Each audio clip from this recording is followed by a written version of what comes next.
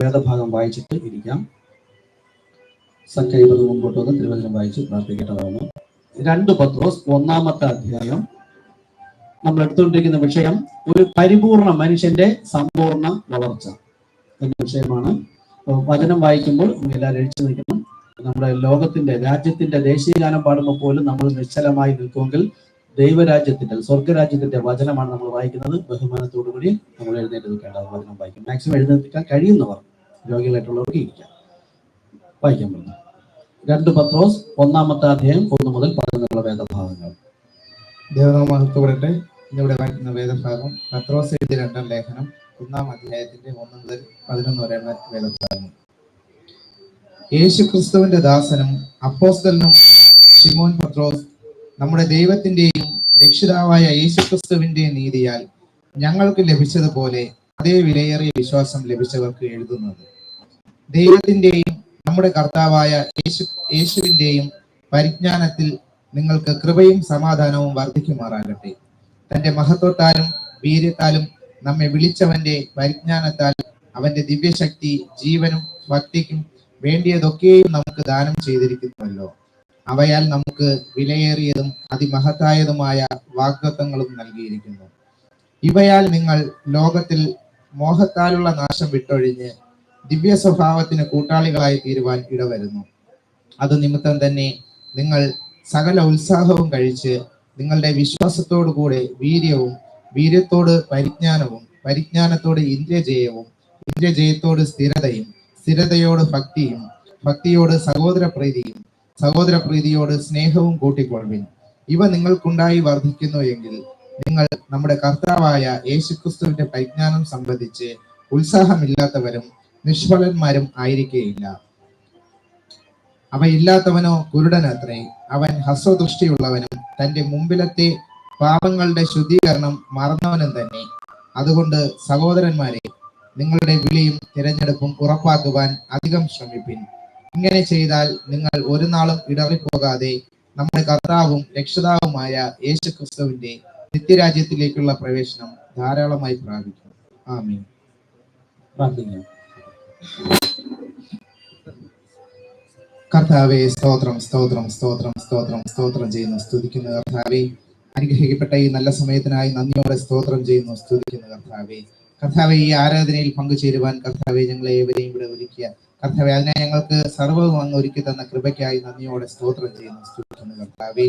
കർത്താവെ, ഇവിടെ ഇപ്പോൾ വായിച്ച വേദഭാഗം കർത്താവെ അത് ആക്ഷരികമായി വായിച്ചിരിക്കുന്നു കർത്താവെ. കർത്താവെ, ആ വചനങ്ങൾക്കുള്ളിൽ കർത്താവെ അങ്ങ് ഞങ്ങൾക്കായി മറച്ചിരിക്കുന്ന ആ വെളിപ്പാട് എന്തെന്ന് ഞങ്ങൾക്ക് അറിയില്ല കർത്താവെ. കർത്താവെ, പ്രിയ കർത്തദാസനിലൂടെ കർത്താവെ പരിശുദ്ധാത്മാവിനാൽ അത് പഠിപ്പിക്കുമ്പോൾ കർത്താവെ അതിനുള്ളിലെ ആ മർമ്മ ഗ്രഹിപ്പാൻ തക്കവണ്ണം കർത്താവെ ഞങ്ങളെ ഒരുക്കണമേ എന്ന് പ്രാർത്ഥിക്കുന്നു കർത്താവെ.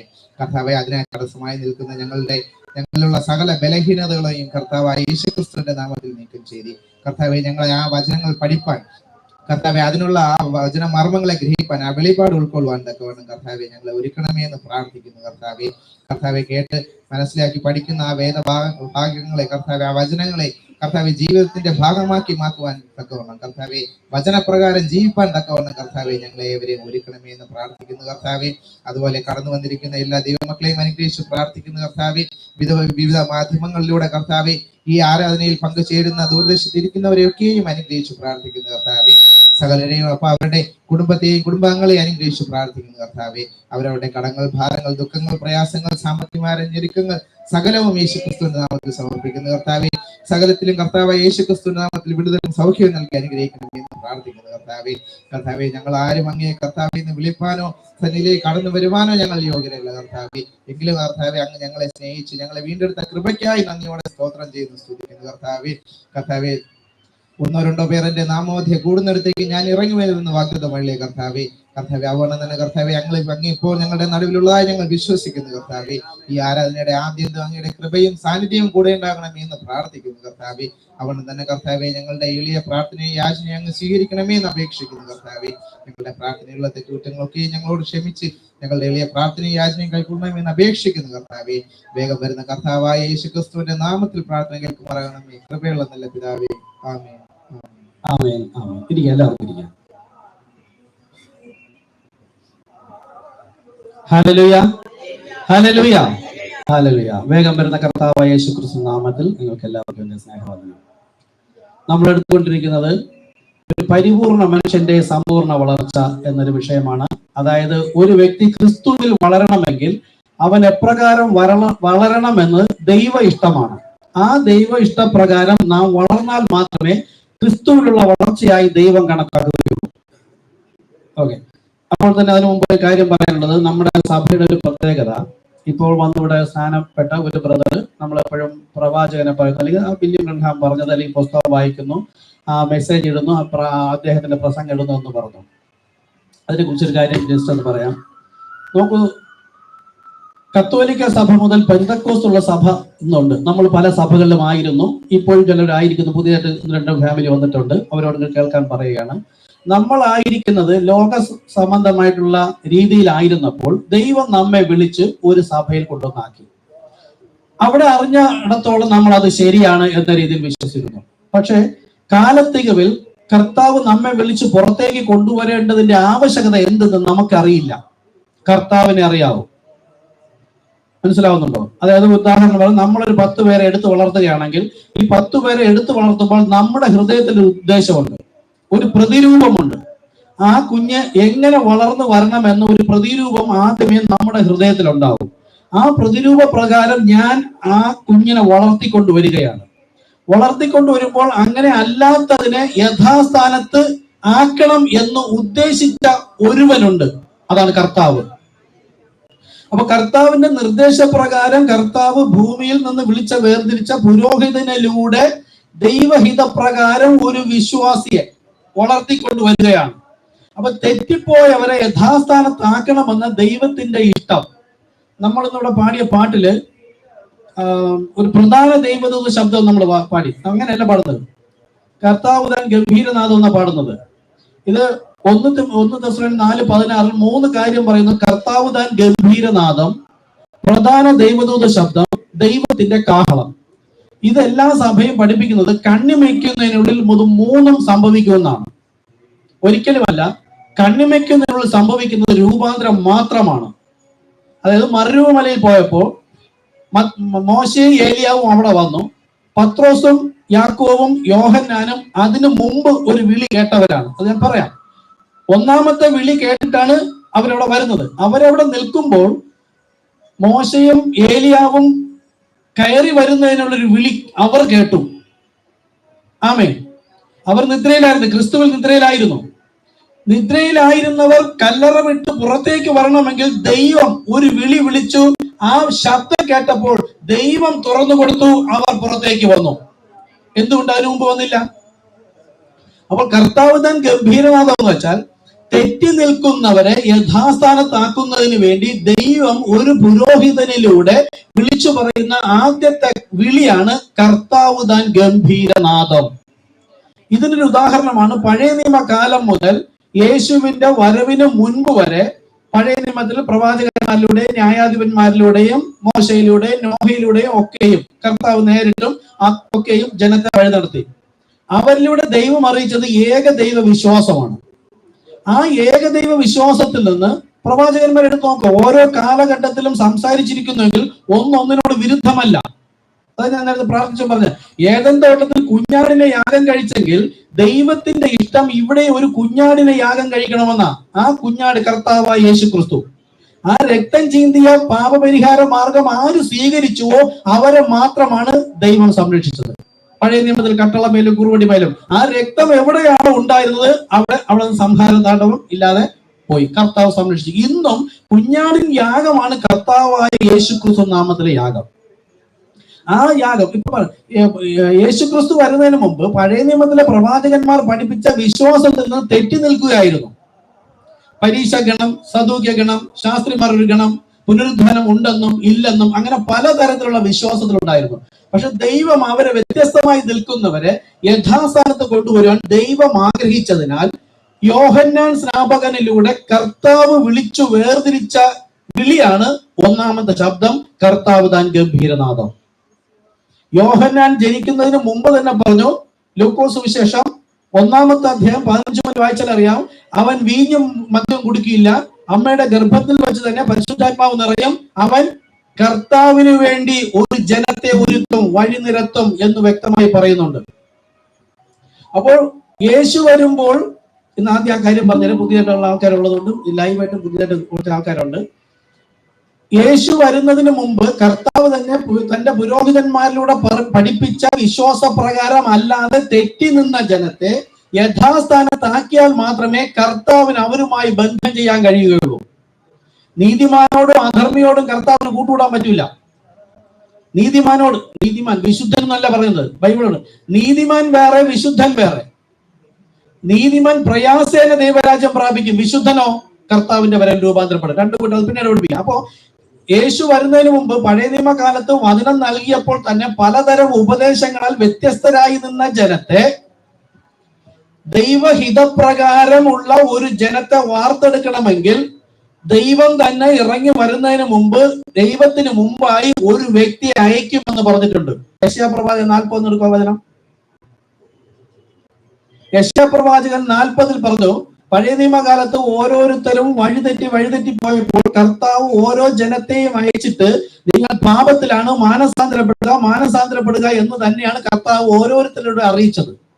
ശരിയായ മാനസാന്തരത്തിൽ ഓരോ കാലത്തുള്ളവർ വന്നു. അത് വളരെ ചുരുക്കം വരാം. ബാക്കിയെല്ലാം തങ്ങളുടെ വിശ്വാസത്തിനനുസരിച്ച് അങ്ങനെ ഇങ്ങനെ നിന്നവരാ.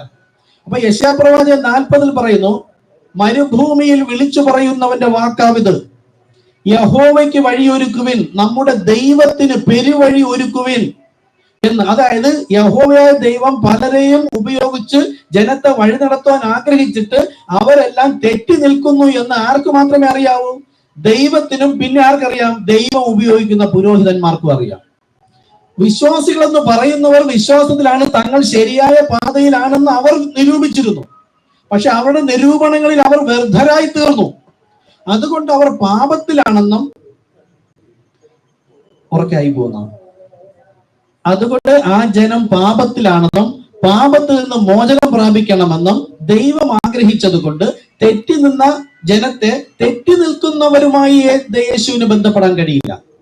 അവരെ എപ്പോ കൂടെ പറഞ്ഞ യഹോവയാണ് വരുന്നത്. യഹോവയ്ക്ക് വഴി ഒരുക്കുവിൻ, നമ്മുടെ ദൈവത്തിന് പെരുവഴി ഒരുക്കുവിൻ എന്ന് പറഞ്ഞു. ഈ വാക്യം ഇവിടെ പറഞ്ഞത് മരുഭൂമിയിൽ വിളിച്ചു പറയുന്നതിന്റെ വാക്കാവിത്. അപ്പോൾ എന്ത് സംഭവിക്കും? ഉയർന്നത് താഴ്ന്നും താഴ്ന്നത് ഉയർന്നും വളഞ്ഞതൊക്കെയും നിവർന്നും ഒക്കെ വരും. എന്തായത്? പലതരം ഉപദേശത്തിൽ നിൽക്കുന്ന വിശ്വാസികൾ എന്ന് പറയുന്ന ജനത്തെ വളഞ്ഞതെല്ലാം ചൊവ്വായി വരണം. ഞങ്ങളാണ് പരീക്ഷകണം, ശാസ്ത്രിമാർ, ഞങ്ങളുടെ സഭയാണ് വളർന്നത് എന്ന് പറയുന്നു. ചില സഭകളെ താഴ്ന്നതാണ്, കൊള്ളില്ല എന്ന് പറഞ്ഞു. അങ്ങനെ നിൽക്കുന്നതിന്റെ ഇടയിൽ ദൈവത്തിന്റെ ജനമുണ്ട്. ദൈവത്തിന്റെ ജനത മാത്രമേ യഥാസ്ഥാനപ്പെടുത്താൻ പറ്റുള്ളൂ, ബാക്കി ആരും പറ്റില്ല. നമ്മൾ തന്നെ അനേകം ഇത് പറയുന്നുണ്ട്, എല്ലാവരും വരുന്നില്ല. അപ്പോ തെറ്റി നിന്ന വ്യക്തികളെ യഥാസ്ഥാനത്താക്കുന്നത് എപ്പോൾ? യഹോവ വരുന്നതിന് മുമ്പ്, യഹോവയ്ക്ക് മുമ്പായി വഴി നിരത്തേണ്ടതിന്. അപ്പോൾ യെശയ്യാപ്രവാചകൻ 40 പറഞ്ഞിരുന്ന ഭാഗത്തിന്റെ അടുത്ത സ്റ്റെപ്പ് ബൈബിൾ എങ്ങനെ പറയുന്നത്? ഭാഗമായും വിവിധമായും ഇവിടെ അല്പം അവിടെ അല്പം എന്നാണ് വചനം പറയുന്നത്. അപ്പൊ യെശയ്യാപ്രവാചകൻ 40:3 പറഞ്ഞിരുന്ന വചനത്തിന്റെ അടുത്തൊരു വിശദീകരണം വരുന്നത് യെശയ്യാവിലൂടെ അറിയിച്ചില്ല. മലാഖി 3:1 നോക്കുക. അവിടെ പറയുന്നു, നിങ്ങൾ അന്വേഷിക്കുന്ന നിയമദൂതനും യഹോവയ്ക്ക് മുമ്പായി അവൻ തന്റെ ദൂതനെ അയക്കുമെന്ന്. അപ്പൊ യഹോവയായ ദൈവം വരുന്നത്, യഹോവയാണ് വരുന്നത്, ബൈബിളാണ്, ശരിയാണ്, അതാണ് കറക്റ്റ്. ശ്രദ്ധിക്കുക. മനുഷ്യർ ഇതിനെ 2 ഉം 3 ഉം പഠിപ്പിച്ച് തെറ്റിപ്പോകുന്നവരെ യഥാസ്ഥാനത്താക്കുന്നതിന് ഇന്നും കർത്താവ് ഒരു വ്യക്തിയെ ഉപയോഗിച്ചിട്ടുണ്ട്. അപ്പോൾ തെറ്റി നിന്നവരെ യഥാസ്ഥാനത്താക്കുന്നതിന് മുമ്പ് യഹോവയ്ക്ക് മുമ്പായി അവൻ തന്റെ ദൂതനെ അയക്കും. മലാഖി 3:1. അവൻ വന്നിട്ട് എന്ത് ചെയ്യും? നിങ്ങൾ അന്വേഷിക്കുന്ന നിയമദൂതനും കർത്താവുമായവൻ. അന്വേഷിക്കുന്നു പറഞ്ഞാൽ യഹോവ. യെശയ്യാപ്രവാചകൻ 25:4 പറയുന്നു, 9 പറയുന്നു, യഹോവ തന്നെ ഇറങ്ങി വന്ന് നിങ്ങളെ രക്ഷിക്കും. അവൻ ദൈവം തന്നെ, അവന്റെ നാമം യഹോവ എന്ന് തന്നെ എന്ന് വ്യക്തമായി പറയുന്നു. യെശയ്യാപ്രവാചകൻ 25:35 വായിച്ചു നോക്കുക. അപ്പം തന്റെ ദൈവം തെരഞ്ഞെടുത്ത തന്റെ ജനം തെറ്റിപ്പോയപ്പോൾ ആ ജനത്തെ വഴി നടത്തുന്നതിന് വേണ്ടി ദൈവം തന്നെ ഇറങ്ങി വരും. ദൈവത്തിന് അവരോട് സഹവസിക്കണം. പരിശുദ്ധാത്മാവ് നമ്മുടെ ഹൃദയത്തിൽ ഇരിക്കണ്ടേ? അത് ദൈവം തന്നെയല്ലേ? പക്ഷെ അതിനു മുമ്പ് നമ്മുടെ പാപം മോചിക്കണം. അതിനാണ് ഈ ക്രൂശിലെ യാഗം, കർത്താവ് യേശു ക്രിസ്തു നാമത്തിലെ സ്നാനം. അപ്പൊ അതുപോലെ പഴയ നിയമത്തിലുള്ള യഹോവയായ ദൈവം തന്റെ ജനത്തിന്റെ അടുക്കിലേക്ക് ഇറങ്ങി വരുമ്പോൾ ദൈവത്തിന് അവരുടെ അടുക്കൽ വരാൻ കഴിയാത്തത് കൊണ്ട് അവർ യഹോവ വരുമെന്ന് പറഞ്ഞ് കാത്തിരിക്കുന്ന ജനത്തോട് പറയാണ്, നിങ്ങൾ അന്വേഷിക്കുന്ന നിയമദൂതനും കർത്താവുമായവൻ. പഴയ നിയമത്തിലാ സംസാരിക്കുന്ന മലാഖി. ആ കാലത്ത് ഒരു കർത്താവേ ഉള്ളൂ, അത് ദൈവമായ കർത്താവ് അല്ലെങ്കിൽ യഹോവയായ കർത്താവ്. ഇന്ന് മനുഷ്യൻ നമ്മളെ തെറ്റിക്കുന്നു, രണ്ട് കർത്താവെന്ന്. അതല്ല, പറയാം, ഇതിലേക്ക് തന്നെ പറയാം. അപ്പൊ നിങ്ങൾ അന്വേഷിക്കുന്ന നിയമദൂതനും കർത്താവുമായവൻ ഇതാ എങ്ങനെ വരും? പെട്ടെന്ന് തന്റെ മന്ദിരത്തിലേക്ക് വരും. ഇതാ ഞാൻ തുടക്കത്തിൽ പറയാൻ ആഗ്രഹിച്ചത്. എപ്പോഴും ദൈവം ഒരു ജനത്തെ അല്ലെങ്കിൽ ഒരു വ്യക്തി എന്ന് പറയാം, ഒരു കൂട്ടം എന്ന് പറയുന്നത്, ഒരു വ്യക്തിയെങ്കിലും വിളിക്കുമ്പോൾ ദൈവം ഒരു തടങ്കൽ പാറ വയ്ക്കും. കുടുക്കും കെണിയും എന്ന് പറയുന്നത് നമുക്ക് തെറ്റെന്ന് വിചാരിക്കരുത്, ഞാൻ പറയാണ്. അതായത് നോക്കൂ, കർത്താവ് യഹോവ തന്നെ ഇറങ്ങി വരും, തന്റെ മന്ദിരത്തിലേക്ക് വരും. ഇതാണ് ഒരു കുടുക്ക്. തന്റെ മന്ദിരത്തിലേക്ക് വരും എന്ന് പറഞ്ഞു. മലാഖി 3 വായിക്കുക. ഈ വചനം മലാഖിയിലൂടെ അരുളി ചെയ്യപ്പെട്ട് വേദഗ്രന്ഥമായി എഴുതി ചുരുളുകൾ ജനത്തിന്റെ മുമ്പിൽ കൊടുത്തിരുന്നു. പുരോഹിത വർഗം ഇതിനെ ദൈവാത്മാവിനാൽ പഠിപ്പിക്കേണ്ടതിന് പകരം ബുദ്ധിയിൽ സെമിനാരി വഴി പഠിപ്പിച്ചു. മന്ദിരം അവർക്ക് വാക്കാണ്. ആ മന്ദിരം എന്ന് പറഞ്ഞാൽ യെരുശലേം ദേവാലയം എന്ന് പഠിപ്പിച്ചു കൊടുത്തു. അപ്പൊ യഹോവ അല്ലെങ്കിൽ സൃഷ്ടികർത്താവ് പാപം മോചിക്കാനായി രക്ഷിതാവായി വരുമ്പോൾ എവിടെ വരും? യെരുശലേം ദേവാലയത്തിൽ വരും. അവിടെ മുതൽ തെറ്റുകയാണ്, ശ്രദ്ധിച്ചോളണം. ദൈവം പറഞ്ഞ മന്ദിരം ഏതെന്ന് ദൈവത്തിന്റെ ആത്മാവോട് ചോദിച്ച് പഠിപ്പിക്കണമായിരുന്നു.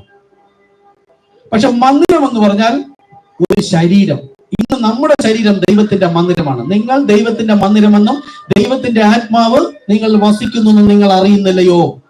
അപ്പൊ ഒരു കുടുക്കും കെണിയുമായി അല്ലെങ്കിൽ ഒരു തടങ്കൽ പാറ വെച്ചുകൊണ്ട് സംസാരിച്ചപ്പോൾ ആർക്കെ പിടിയിട്ടും നോക്കണം. ദൈവം അങ്ങനെ പറഞ്ഞെങ്കിലും ദൈവം തന്നെ അതിനെ തെളിയിച്ചു കൊടുക്കാൻ ബാധ്യസ്ഥനാ. ആർക്ക് വെളിപ്പെടുത്തി കൊടുക്കും? തന്നെ അന്വേഷിക്കുന്നവർക്ക് മാത്രം. ഞാൻ വിശ്വാസിയാണ്, ഞാൻ തികഞ്ഞു, ഞാൻ സ്നാനപ്പെട്ടു, മണവാട്ടിയാണ്, കർത്താവിന്റെ വരവിൽ ഞാൻ പോകും, എനിക്ക് വചനം വായിച്ചാൽ മനസ്സിലാകും എന്ന് വിശ്വസിക്കുന്ന, അങ്ങനെ വിചാരിച്ചിരിക്കുന്നവർക്കല്ല. അപ്പോഴും കർത്താവെ ഞാൻ ഏതുമില്ല, എനിക്ക് അങ്ങയുടെ ആത്മാവില്ലാതെ ശ്വാസം മുട്ടുന്ന ഒരു അവസ്ഥയാണ് കർത്താവെ, എനിക്ക് ദൈവത്തിന്റെ വെളിപ്പാടോടുകൂടി വേണം ജീവിക്കാൻ. വചനത്താലല്ല ദൈവം സഭയെ പണിയുന്നത്, വെളിപ്പാടിൽ. വചനം നമുക്ക് എഴുതപ്പെട്ടിരിക്കുന്നു, അതിന്റെ ഉള്ളിലാണ് മർമ്മം. ആ മർമ്മമാണ് വെളിപ്പാട്. ആ വെളിപ്പാടിലാണ് ദൈവം തന്റെ സഭയെ പണിയുന്നത്. അപ്പോൾ അവർ മന്ദിരത്തിലേക്ക് വരുമെന്ന് പറഞ്ഞു. എന്നിട്ടോ ഒരു ദൂതനെ അയക്കുമെന്ന് പറഞ്ഞു. ആ ദൂതൻ വന്ന് നിങ്ങൾക്ക് വഴി നിരത്തുമെന്ന് പറഞ്ഞു. അപ്പൊ വഴി എന്ന് ദൈവത്തിനൊരു മാർഗമുണ്ട്, എങ്ങനെ കർത്താവിന്റെ അടുക്കിലേക്ക് വരണമെന്ന്. ഇതിന്റെ അടുത്ത ഒരു ഇണവചനമാണ് മലാഖി 4:5-6. അപ്പൊ യെശയ്യാപ്രവാചകൻ 40:3 കർത്താവ് പറഞ്ഞതിനെ അവിടെ അല്പം, പിന്നെ അടുത്ത മലാഖി 3:1 അല്പം കൂടെ വിശദീകരിച്ചു. അപ്പൊ ശ്രദ്ധിക്കുന്നത്, മലാഖിയിൽ യഹോവ വരാൻ പോകുന്നുവെന്നും ഒരുവൻ മരുഭൂമിയിൽ വിളിച്ചു പറയുമെന്ന് പറഞ്ഞു. ഈ മരുഭൂമി എന്താണ്? നമ്മുടെ പഠിച്ചതാണ്. നമ്മൾ വിചാരിക്കും മണലാരണ്യത്തിലാണ്, ജനവാസം ഇല്ലാത്തതാണ്. മരുഭൂമി എന്ന് വെച്ചാൽ എന്റെ ഹൃദയം, എന്റെ നല്ല ദൈവാത്മാവില്ലാത്ത, നീരൊഴുക്കില്ലാത്ത, പരിശുദ്ധാത്മാവില്ലാത്ത, ദൈവത്തിന്റെ സ്പർശനമില്ലാത്ത ഹൃദയമാണ് മരുഭൂമി എന്ന് ദൈവം കണ്ടത്.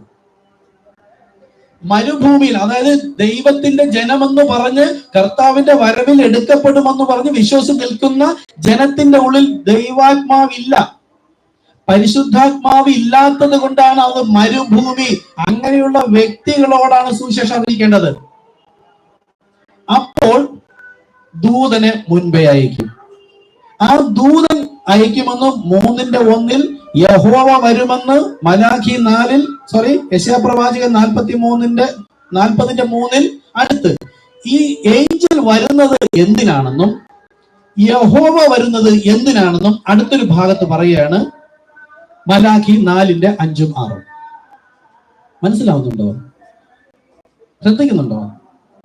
യഹോവയുടെ വലുതും ഭയങ്കരവുമായ നാൾ വരുന്നതിന് മുൻപ് ഞാൻ ഏലിയാ പ്രവാചകനെ അയക്കും, അല്ലെങ്കിൽ ഏലിയാവിന്റെ ആത്മാവുമായി ഒരുവനയക്കും. അപ്പോ യഹോവ വരുമെന്ന് യെശയ്യാപ്രവാചകൻ 40:3 പറഞ്ഞു. എന്നാൽ മലാഖിയിൽ പറഞ്ഞത് യഹോവ എന്നല്ല പറഞ്ഞത്, അവിടെ കർത്താവ് എന്ന് പറഞ്ഞു. അപ്പൊ യഹോവ എന്ന് പറഞ്ഞാലും യഹോവയുടെ നാമം ലോർഡ് എന്നാണ്, കർത്താവ് എന്നാണ്. യേശു വന്നിട്ട് പിതാവിനെ ഒരിക്കലും യഹോവയെ വിളിച്ചിട്ടില്ല. കർത്താവെ ഇവർ ചെയ്യുന്നത് എന്തെന്ന് അറിയായികയാൽ ഇവരോട് ക്ഷമിക്കണമെന്ന് പറഞ്ഞത്. നിന്റെ ദൈവമായ കർത്താവിനെ പരീക്ഷിക്കരുതെന്നാ പറഞ്ഞത്. അപ്പം ദൈവം പിതാവിനെ വിളിച്ചിരിക്കുന്ന നാമം എന്തോ അതാണ് നമ്മൾ എടുക്കാൻ. അതിനെ വിട്ടിട്ട് പഴയതിലേക്ക് പോയാൽ മരണം. യഹോവ എന്നേ ഞാൻ എടുക്കുള്ളൂ. യഹോവ സാക്ഷികളുണ്ട്. കാര്യം എന്താ? ആവർത്തന പുസ്തകം ഇന്നിപ്പോ ഇത് മാത്രം എടുക്കാൻ വേണ്ടില്ല, പുതിയ കുറച്ച് ആൾക്കാരുണ്ട്, സ്ഥാനപ്പെട്ടവരും സ്ഥാനപ്പെടാത്തവരെ കുറിച്ചവരുണ്ട് പുതിയ ലൈവില്. എന്താ പറയുന്നത്? അപ്പോ യഹോവ എന്ന് യേശു ശ്രദ്ധിച്ച് കേൾക്കണം. സുവിശേഷം അറിയിക്കാൻ ദാഹമുള്ളത് ദൈവത്തിന്റെ ആത്മാവ് വന്നാൽ ആ ആത്മാവ് ചെയ്യണതാണ്, നമ്മളല്ല. നിങ്ങൾ ഒരു മനുഷ്യനും സുവിശേഷം അറിയിക്കാൻ പോകരുത്. ദൈവത്തിന്റെ ആത്മാവ് നിങ്ങളെ പ്രേരിപ്പിക്കുന്നുവെങ്കിൽ ദൈവാത്മാവ് വഴി നടത്തുന്ന ഏവരും ദൈവത്തിന്റെ മക്കൾ. അല്ലാതെ പറയുമ്പോഴാണ് വിഷമം ഉണ്ടാവുന്നത്. ഓക്കെ, ഞാൻ രണ്ട് രീതിയിൽ പറഞ്ഞെന്ന് പറയരുത്. അപ്പോ യേശു വന്ന് പിതാവായ ദൈവത്തെ കർത്താവ് എന്നാണ് വിളിച്ചതെങ്കിൽ പുതിയ നിയമസഭയിലെ ഒരു സ്നാനം പിതാവിന്റെയും പുത്രന്റെയും പരിശുദ്ധാത്മാവിന്റെയും നാമത്തിൽ എന്നും യേശു പറഞ്ഞിട്ട് പോയെങ്കിൽ പിതാവ് എന്ന് ഉപയോഗിച്ചെടുത്ത് പിതാവ് എന്ന് തന്നെ പറഞ്ഞ് സ്നാനപ്പെടാനല്ല, പിതാവിന്റെ നാമം. യോഹന്നാൻ സുവിശേഷം 17-ാമത്തെ അധ്യായത്തിൽ 6-ലും 26-ലും പറയുന്നു, പിതാവേ നീ എനിക്ക് തന്ന നിന്റെ നാമം ഞാൻ ഇവർക്ക് വെളിപ്പെടുത്തിയിരിക്കുന്നു, ഇനിയും വെളിപ്പെടുത്തും. ദൈവം ഒരിടത്തും പിതാവിന്റെ നാമം യഹോവയെന്നോ ഏലോഹിമെന്നോ ഞാനാകുന്നോ മൽക്കീസേദെക്കെന്നോ ഒന്നും സംസാരിച്ചില്ല. യേശു സംസാരിച്ചത് എന്താണ്? കർത്താവേ, എന്റെ വചനം കേട്ട് അനുസരിക്കുന്നവനാണ് നിത്യജീവനുള്ളത്. കർത്താവേ എന്ന് പിതാവിന് പകരം ഉപയോഗിച്ചെങ്കിൽ എന്തുകൊണ്ട് നാം അത് കേൾക്കണം? യഹോവയുടെ ഇഷ്ടം അങ്ങനെ ഉണ്ടോ എന്ന് പരിശോധിക്കണം. ബൈബിളിൽ പരിശോധിച്ചാൽ ഇണവചനം ഇല്ലാതിരിക്കുകയില്ല. അപ്പൊ യേശുവിനെ കേൾക്കണമെന്നത് യഹോവയുടെ വചനം ഉണ്ടോ എന്ന് നോക്കിയാൽ ആവർത്തന പുസ്തകം 18-ാമത്തെ അധ്യായം 18-ാമത്തെ വാക്യം 18-19 വായിച്ചാൽ മശിക വരുന്നതിന് മുമ്പ് ദൈവം ഉപയോഗിച്ച ഒരു അഭിഷിക്തനാണ് മോശ. മോശയിലൂടെ മുൻകൂട്ടി പറയുകയാണ്, നിന്നെ പോലെ ഒരു പ്രവാചകനെ ഞാൻ അവർക്ക് അവരുടെ സഹോദരന്മാരുടെ ഇടയിൽ നിന്ന് എഴുന്നേൽപ്പിച്ച്. അപ്പോ വരാൻ പോകുന്ന മശികയെ കുറിച്ചാണ് ഇവിടെ പറയുന്നത്. മോശ വഴി നടത്തിയപ്പോൾ തെറ്റിപ്പോയ ജനം പാപത്തിലായിരുന്നവരെ രക്ഷിക്കുന്നതിന് വേണ്ടി ഇനി ഒരു സഹോദരന്മാരുടെ ഇടയിൽ നിന്ന് നിന്നെ പോലെ ഒരു പ്രവാചകൻ. മോശയോട് ഘൃതിച്ചവരൊക്കെയും വഴിയിൽ തള്ളിയിട്ടുവെങ്കിൽ യേശുവിനോട് ഘൃതിച്ചാലും വഴിയിൽ തള്ളിയിടും. യേശുവിനെ അനുസരിക്കാത്തവരെല്ലാം മരണപ്പെട്ടു പോയി നമുക്കറിയാം. സുവിശേഷങ്ങളും എബ്രായ ലേഖനവും നമുക്ക് വായിക്കുമ്പോൾ അറിയാം. അപ്പോ യഹോവയുടെ ഇഷ്ടം അവരുടെ സഹോദരന്മാരുടെ ഇടയിൽ നിന്ന് ഞാൻ നിന്നെ പോലെ ഒരു പ്രവാചകനെ എഴുന്നേൽപ്പിച്ചിട്ട്, അടുത്ത് ശ്രദ്ധിക്കണം, എന്റെ വചനം ഞാൻ അവന്റെ നാവിന്മേലാക്കി. നാവ് എന്ന് വെച്ചാൽ എന്താ? ശരീരം. നാവ് ഉൾപ്പെടെ ശരീരമാണ്. അപ്പം മന്ദിരത്തിലേക്ക് വരും. ആര് വരും? യഹോവ. നിങ്ങൾ അന്വേഷിക്കുന്ന നിയമദൂതനും കർത്താവുമായവൻ തന്റെ മന്ദിരത്തിലേക്ക് വരും എന്ന് പറഞ്ഞാൽ ഈ യഹോവയായ ദൈവം ഒരു ശരീരധാരിയായി വരും. അതാണ് കന്യക ശരീരം. അപ്പൊ ശരീരത്തിൽ വരുമ്പോൾ ആ ശരീരത്തിലൂടെ സംസാരിക്കുന്നത് ആരുടെ വചനം? ദൈവത്തിന്റെ വചനം. എന്റെ വചനങ്ങൾ ഞാൻ അവന്റെ നാവിന്മേലാക്കി, അതായത് അതിന്റെ ഉള്ളിൽ ഇരുന്നു കൊണ്ട് ഞാൻ അവരോട് കൽപ്പിക്കുന്ന എന്റെ വചനം യാതൊരുത്തനെങ്കിലും കേൾക്കാതിരുന്നാൽ ആര് ചോദിക്കും? ഞാൻ ചോദിക്കും, ദൈവം ചോദിക്കും, കർത്താവ് ചോദിക്കും. ഇതിനെ സപ്പോർട്ട് ചെയ്യുമ്പോൾ നമുക്ക് എടുക്കാം. അപ്പോൾ മശിക വന്നാൽ മന്ദിരത്തിൽ, അതായത് ദൈവം യഹോവ, നമുക്ക് അങ്ങനെ പഠിച്ചു പോകാം. യഹോവയായ ദൈവം വരുമെന്നാണ് ഇപ്പൊ 3 വാക്യം കണ്ടത്. യെശയ്യാ പ്രവാചകൻ 40:3, മലാഖി 3:1, മലാഖി 4:5-6. 3 വായ്മൊഴിയാൽ ഏത് കാര്യം ഉറപ്പിക്കാം. ഇനി ഇതിൽ മാറിപ്പോകുമ്പോൾ മുഴു സഭകൾ എവിടെ ഇരിക്കുന്നു നോക്കുക. മുഴു സഭകൾ ഇവരെ മുൻ കണ്ടിട്ടാണ് യേശു പറഞ്ഞത്, ഈ കാലം നോഹയുടെ കാലം പോലെ. അപ്പൊ യഹോവ വരുമെന്നും പറഞ്ഞിരിക്കുന്നു. തനിക്ക് മുമ്പായി ദൂതനെ അയക്കുമെന്ന് പറഞ്ഞു. ആ ദൂതൻ വന്നാൽ എന്ത് ചെയ്യുമെന്നും പറഞ്ഞു. അങ്ങനെ വരുന്ന ആ യഹോവ എന്നത് മന്ദിരത്തിൽ വരും. ശരീരത്തിൽ വരുമ്പോൾ സംസാരിക്കുന്നത് ആരാണെന്നുള്ള വാക്യവുമുണ്ട്. എന്റെ വചനങ്ങളെ അവന്റെ നാവിന്മേലാക്കി ഞാൻ അവരോട് കൽപ്പിക്കുന്ന എന്റെ വചനം യാതൊരുത്തനും കേട്ടില്ലെങ്കിൽ ഞാൻ അവനോട് ചോദിക്കും. അപ്പം ഈ യഹോവ വന്നപ്പോൾ കന്യകയിലൂടെ അവൻ തന്റെ ജനത്തെ അവരുടെ പാപങ്ങളിൽ നിന്ന്, ആരെ? ദൈവത്തിന്റെ ജനത്തെ, യഹോവയായ കർത്താവായ ദൈവത്തിന്റെ ജനം തെറ്റിപ്പോയപ്പോൾ അവരുടെ ഇടയിലേക്ക് വരണമെങ്കിൽ യോഹന്നാൻ 1:11 പറയുന്നു, അവൻ സ്വന്തമായവരിലേക്ക് വന്നു, സ്വന്തമായവരോ അവനെ കൈക്കൊണ്ടില്ല. ഇസ്രായേൽ ജനത്തിന്റെ സ്വന്തം ആരാണ്? ആവർത്തന പുസ്തകം 7:6 വായിച്ചു നോക്കുക. അതുപോലെ ആവർത്തന പുസ്തകം 14:2 വായിച്ചു നോക്കുക. ഇസ്രായേലെ കേൾക്ക, നിന്നെ ഭൂമിയിലെ സകല വംശങ്ങളിലും വെച്ച് ഞാൻ എന്റെ സ്വന്തം ജനമായി തെരഞ്ഞെടുത്തിരിക്കുന്നു. ആര് തെരഞ്ഞെടുത്തു? സൃഷ്ടിതാവായ ദൈവം, കർത്താവ് ഇസ്രായേൽ ജനത്തെ സ്വന്തം ജനമായി തെരഞ്ഞെടുത്തിരിക്കുന്നു. 2 വായ്മൊഴിയുണ്ട്, 14:2 ആവർത്തന പുസ്തകം 7:6. അപ്പൊ ഭൂമിയിലെ സകല വംശങ്ങളിലും വെച്ച് ഇസ്രായേലിനെ മാത്രം സ്വന്തം ജനമായി തെരഞ്ഞെടുത്തത് യഹോവയായ ദൈവം.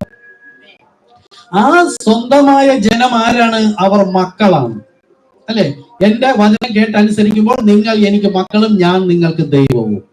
അപ്പോൾ ഇസ്രായേൽ മക്കളാണ്. മക്കൾ തെറ്റിപ്പോയപ്പോൾ മക്കൾ ജഡരക്തങ്ങളോട് കൂടി ആയതുകൊണ്ട് അവരെ സ്വന്തമായി തെരഞ്ഞെടുത്ത, അവരെ ജഡശരീരത്തിലാക്കിയ ആ ദൈവം അപ്പോൾ ജഡശരീരത്തിലല്ല, ആത്മാവായിട്ടാണ് നിൽക്കുന്നത്. ആ ആത്മാവായ ദൈവം മക്കൾ ജഡരക്തങ്ങളോട് കൂടി ആയതുകൊണ്ട് അവനും അവരെ പോലെ ജഡരക്തങ്ങളോട് കൂടിയായി. ആത്മാവായ യഹോവയായ ദൈവം ഇവരുടെ പിതാവ്, ഇവരുടെ ദൈവം, ഇവരുടെ സ്വന്തമായവൻ, ഇവരുടെ രക്ഷിതാവ്, വീണ്ടെടുപ്പുകാരൻ, വിടുതൽക്കാരൻ, ഇവരുടെ ആദ്യനും അന്തിനും എല്ലാ ഇസ്രായേൽ രാജാവ് സൈന്യങ്ങളുടെ യഹോവ തന്നെയാണ്. ഒരുവനേ ഉള്ളൂ ഇസ്രായേൽ രാജാവ് സൈന്യങ്ങളുടെ യഹോവ, ഞാൻ തന്നെ, മറ്റൊരുത്തനും ഇല്ല എന്ന് വചനം പറയുന്നുണ്ട്. അങ്ങനെ ഇസ്രായേൽ രാജാവായ യഹോവയായ ദൈവം ജഡശരീരത്തിൽ വന്നപ്പോൾ ജഡീക മനുഷ്യർ ജഡത്തിൽ നോക്കിക്കൊണ്ട് പറഞ്ഞു, ഇത് മറിയയുടെ പുത്രൻ, തച്ചന്റെ മകൻ ബേൽസബൂൾ, നമ്മുടെ ദൈവം അങ്ങ് മുകളിലാണ്. അവിടെ വെച്ച തടങ്കൽ പറയുന്നതായിരുന്നു ഒരു ശരീരം, ഒന്നാമത്. രണ്ടാമത് തടങ്കൽ പറയുന്നതാണ് വില്യം ബ്രൻഹാമിന്റെ കാര്യം ഞാൻ പറഞ്ഞു വരുന്നതാണ് ഇതെല്ലാം വീണ്ടും കൊണ്ടുവരുന്നത്. വില്യം മാരിയ ബ്രൻഹാമിനോട് ദൈവം പഠിപ്പിച്ചത് ആണോ, നമ്മൾ അദ്ദേഹത്തിന്റെ ശബ്ദമാണോ കേൾക്കേണ്ടത്, അദ്ദേഹത്തെയാണോ കേൾക്കേണ്ടത്, എന്താണെന്നുള്ളത് പഠിപ്പിക്കാനാണ്. അപ്പോ ദൈവം വരുന്നതിന് മുമ്പ് ഒരു ദൂതനെ അയക്കുമെന്ന് പറഞ്ഞു. അവൻ മന്ദിരത്തിൽ വരുമെന്ന് പറഞ്ഞു. അങ്ങനെ മന്ദിരത്തിൽ വരുമ്പോൾ ഒരു അടയാളം പറഞ്ഞിരുന്നു. എന്താ? അവൻ ഇമ്മാനുവേൽ എന്ന് പേർ വിളിക്കുമെന്ന് പറഞ്ഞു. ദേ അവിടെയും മാറ്റി ഒരു തടങ്കൽ പറ. വന്നപ്പോൾ യേശു എന്ന് പേർ വിളിക്കും. അപ്പോൾ ഞാനിതൊക്കെ പറഞ്ഞു തരുന്നോണ്ട് വേണമെങ്കിൽ തെറ്റിപ്പോകാം പലർക്കും.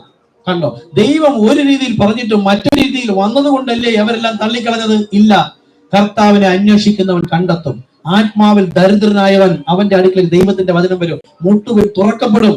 അന്വേഷിപ്പിൻ, കണ്ടെത്തും. അങ്ങനെ ഉണ്ടായിരുന്നവരാരും അന്ന് സഭകളിലല്ല, അവരെല്ലാം സഭയിൽ കയറ്റാതെ പുറത്തായിരുന്നു. പാപികളും വേശ്യയും ചുങ്കക്കാരനും പൊട്ടനും കുരുടനുമായിരുന്നു. അവർ ആത്മാവിൽ ദരിദ്രനായിരുന്നു. അവർക്ക് മനസ്സിലായല്ലോ. അപ്പോ യഹോവ മന്ദിരത്തിലേക്ക് വരും, ഇമ്മാനുവേൽ എന്ന് വിളിക്കുമെന്ന് പറഞ്ഞു. യേശു എന്ന് വിളിച്ചു. അടുത്തതോ ഒരു വ്യക്തമായ അടയാളം, കന്യക ഗർഭിണിയായി ഒരു മകനെ പ്രസവിക്കും. അവനോ ദൈവം നമ്മോടുകൂടെ എന്ന അർത്ഥം വരുന്ന ഇമ്മാനുവേൽ. ദൈവങ്ങളിൽ ഒരുവനെന്നല്ല, ദൈവം നമ്മോടുകൂടെ. അതാണ് ആ മന്ദിരം കന്യകയിലെടുത്ത വെറും ജഡശരീരം. ആ ജഡശരീരം പോലും മറിയിൽ നിന്ന് ഒന്നും കൊടുത്തിട്ടില്ല. തിന്മയെ തള്ളി നന്മയെ തിരഞ്ഞെടുക്കുന്നത് വരെ അവൻ തൈരും തേനും കൊണ്ട് ഉപജീവിച്ചു എന്നാണ്. അപ്പൊ ആ രക്തത്തിലാണ് പാപം, രക്തത്തിൽ പാപം ഇങ്ങനെ വന്നൊക്കെ പിന്നീട് പഠിപ്പിക്കാം. അപ്പൊ മറിയിൽ നിന്ന് ഒന്നും എടുത്തിട്ടില്ല. ഗബ്രിയേൽ ദൂതൻ മറിയയുടെ അടുക്കൽ വന്ന് പറഞ്ഞു, അത്യുന്നതന്റെ ശക്തി നിന്റെ മേൽ നിഴലിടും, ആകയാൽ ജനിക്കുന്ന വിശുദ്ധ പ്രജ ദൈവത്തിന്റെ പുത്രൻ എന്ന് വിളിക്കപ്പെടും. മനുഷ്യപുത്രൻ എന്നാണോ എവിടെയെങ്കിലും ഉണ്ടോ? പക്ഷെ മനുഷ്യപുത്രൻ ആണെന്നല്ലോ യേശുവിനെ പറഞ്ഞത്.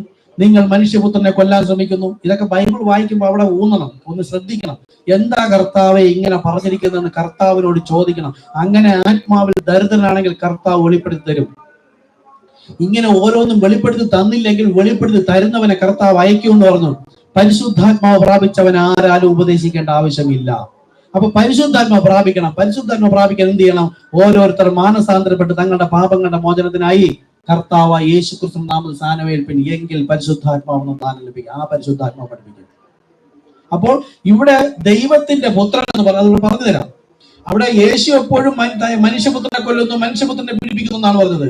പക്ഷെ ആകെ ജനിക്കുന്ന വിശുദ്ധ പ്രകാരം ദൈവത്തിന്റെ പുത്രൻ എന്ന് പറഞ്ഞാൽ ആരാണ് ദൈവത്തിന്റെ പുത്രൻ? ഞാൻ എന്റെ ഇഷ്ടപ്രകാരം നടന്നാൽ ഒരിക്കലും ദൈവത്തിന്റെ പുത്രൻ ദൈവം അവകാശപ്പെടുകയില്ല. ഈ കത്തോലിക്ക മതം, ഞാൻ പറയുന്നത് വിഷമം വിചാരിക്കരുത്, നമുക്കാണത് പറയാൻ മനസ്സിലായവർ അവരോട് അറിയിക്കാൻ പണ്ടാണെങ്കിൽ പറയില്ല. കത്തോലിക്ക മുതൽ പെന്തക്കോസ്തലുടെ സഭകൾ ദൈവമക്കളാണെന്നും ദൈവപുത്രന്മാരാണെന്നും മണവാട്ടിയാണെന്നും പറയുമ്പോൾ ആണോ അല്ലയോ എന്ന് പരിശോധിക്കാൻ ദൈവവചനമേ ഉള്ളൂ, വേറെ ഒരു മാനദണ്ഡം ഇപ്പൊ ഇല്ല.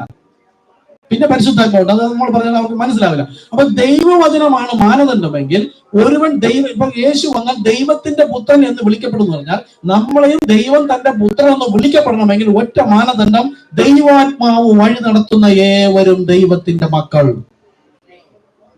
ദൈവാത്മാവ് പ്രാപിക്കാൻ ബൈബിൾ കോളേജിൽ പോയാലും സെമിനാരിൽ പോകാനൊന്നും ബൈബിൾ പറഞ്ഞിട്ടില്ല.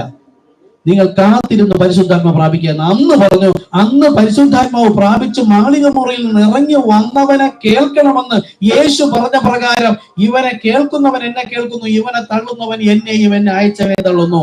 അപ്പോൾ യേശു അല്ല പറഞ്ഞത് കൂടിയിരുന്ന് പരിശുദ്ധാത്മാവ് പ്രാപിക്കാൻ. ഞാനും ഒന്ന് കാത്തിരുന്ന് ഉപവസിച്ച് പ്രാർത്ഥിച്ച പരിശുദ്ധാത്മാവ് കിട്ടും. ആ കാലം കഴിഞ്ഞു. സഭയായിട്ട് പറഞ്ഞു തരണം, തെറ്റിദ്ധരിക്കരുത്. യേശു അന്ന് പറഞ്ഞത് ശിഷ്യന്മാരോടാണ്. ശിഷ്യന്മാരോട് പറഞ്ഞു. ശിഷ്യന്മാർ യേശുവിന്റെ ഉയർത്തെഴുന്നേൽപ്പിന് ശേഷം നേരെ വചനപ്രകാരം മാളിക മുറിയിൽ കൂടിയിരുന്ന പ്രകാരം യേശു പറഞ്ഞു, നിങ്ങൾ മാളിക മുറിയിൽ കൂടിയിരിക്കുമ്പോൾ പിതാവ് വാഗ്ദത്തം ചെയ്തതിനെ ഞാൻ നിങ്ങളുടെ മേലയക്കും. അതാണ് സത്യത്തിൽ വഴി നടത്തുന്ന പരിശുദ്ധാത്മാവ്. ആ വചനപ്രകാരം അവർ പരിശുദ്ധാത്മാവ് പ്രാപിച്ചു കഴിഞ്ഞാൽ അവർ വന്നിനി അടുത്ത് മാറ്റി പറഞ്ഞെങ്കിൽ അത് തന്നെ കേട്ടോളാം. ദൈവവചനത്തെ അവർ മാറ്റുന്നില്ല, അവരുടെ ഉള്ളിലിരുന്ന് പറയുന്നത് ഇതേ കർത്താവ് തന്നെയാണെന്ന് ഉത്തമ ബോധമുള്ളവർക്ക് മാത്രമേ അപ്പോസ്തലനെ കേൾക്കാൻ പറ്റുള്ളൂ. അപ്പോസ്തലൻ ഇറങ്ങി വന്ന് പറഞ്ഞിട്ട് നിങ്ങൾ മാളിക മുറിയിൽ പോയിരുന്ന് കൂടിയിരുന്ന് പരിശുദ്ധാത്മാവ് പ്രാപിക്കുന്നവരെ ഉപവസിക്കാനൊന്നും പറഞ്ഞില്ല. അവരുടെ ഉള്ളിൽ പരിശുദ്ധാത്മാവ് പറഞ്ഞു, നിങ്ങൾ ഓരോരുത്തരും മാനസാന്തരപ്പെട്ട് പാപങ്ങളുടെ മോചനത്തിന് യേശുക്രിസ്തുവിന്റെ നാമത്തിൽ സ്നാനമേൽപ്പിൻ, എങ്കിൽ പരിശുദ്ധാത്മാവെന്ന ദാനം ലഭിക്കും. ഇത് യേശു അല്ലല്ല പറഞ്ഞത്, അപ്പോസ്തലനല്ലേ പറഞ്ഞത്. എനിക്ക് വേണ്ടി മരിച്ചത് യേശുവല്ലേ എന്ന് പറയുന്നുവെങ്കിൽ അവർ ആത്മക്കണ്ണ് അടഞ്ഞു പോയവരാ. അതിനാ യേശു വന്നത് കാണുന്നവൻ കാണുന്നില്ല എന്ന് പറയുവാനും കാണാത്തവൻ വഴിവെക്ക് കിടന്ന ഈ പള്ളിപ്രമാണിമാർ പള്ളിക്കകത്ത് കയറ്റാതെ കളഞ്ഞ് പുറത്ത് കളഞ്ഞിരുന്നവരാണ് കാണാൻ കഴിവുള്ളവർ. അവരുടെ അടുക്കൽ വന്നപ്പോൾ അവർ യേശുവിനെ കർത്താവേ എന്ന് വിളിച്ചു. പള്ളിക്കകത്തിരുന്ന പ്രമാണിമാർ യേശുവിനെ ബേൽസബൂൽ എന്ന് വിളിച്ചു. ആരാ കണ്ടത്? ഈ ശരീരധാരിയായി വന്ന യേശു ആരാണ്? ദൈവമായ കർത്താവ് തന്നെന്ന് മനസ്സിലായത് വഴിവെക്ക് കിടന്ന പൊട്ടനും വേഴ്ചയും ചുങ്കക്കാരും അവരിൽപ്പെട്ടവരാ നമ്മൾ. നമുക്കാണ് ഈ പത്രോസിലൂടെ പറഞ്ഞത് മൂന്നാമത്തെ വ്യക്തിയായ പരിശുദ്ധാത്മാവല്ല, പരിശുദ്ധാത്മാവ് തന്നെയാണ്. പക്ഷെ അത് പരിശുദ്ധാത്മാവ് ആരാണ്? ദൈവമാണ്. അപ്പൊ ഒരു കാര്യം പറഞ്ഞല്ലോ, യഹോവ പറഞ്ഞു ഞാൻ പുത്രനിലൂടെ അറിയിക്കുമെന്ന്. അത് ഭാഗം പറഞ്ഞിട്ട് പറയാം. അപ്പോൾ ഇതിന് അടയാളം ഉണ്ടാവണമല്ലോ, യേശു പറയണ്ടേ? യോഹന്നാൻ സുവിശേഷം 19-ാമത്തെ അധ്യായം 5-ാമത്തെ അധ്യായം, യോഹന്നാൻ സുവിശേഷം 5-ാമത്തെ അധ്യായം 19-ലും 30-ലും വായിച്ചാൽ യേശു അതിനെ അറ്റസ്റ്റ് പറയുന്നു, പുത്രൻ സ്വതവേ ഒന്നും സംസാരിക്കുന്നില്ല. പിതാവ് സംസാരിക്കുന്നതല്ലാതെ പുത്രൻ സ്വതവേ ഒന്നും സംസാരിക്കുന്നില്ല. പിതാവ് ചെയ്തു കാണുന്നതല്ലാതെ പുത്രൻ സ്വതവേ ഒന്നും ചെയ്യുന്നില്ല. ഐ സറണ്ടർ ആണ്. ഇത് ഒരു ക്രിസ്തു വിശ്വാസിക്ക് മാതൃകയാണ്.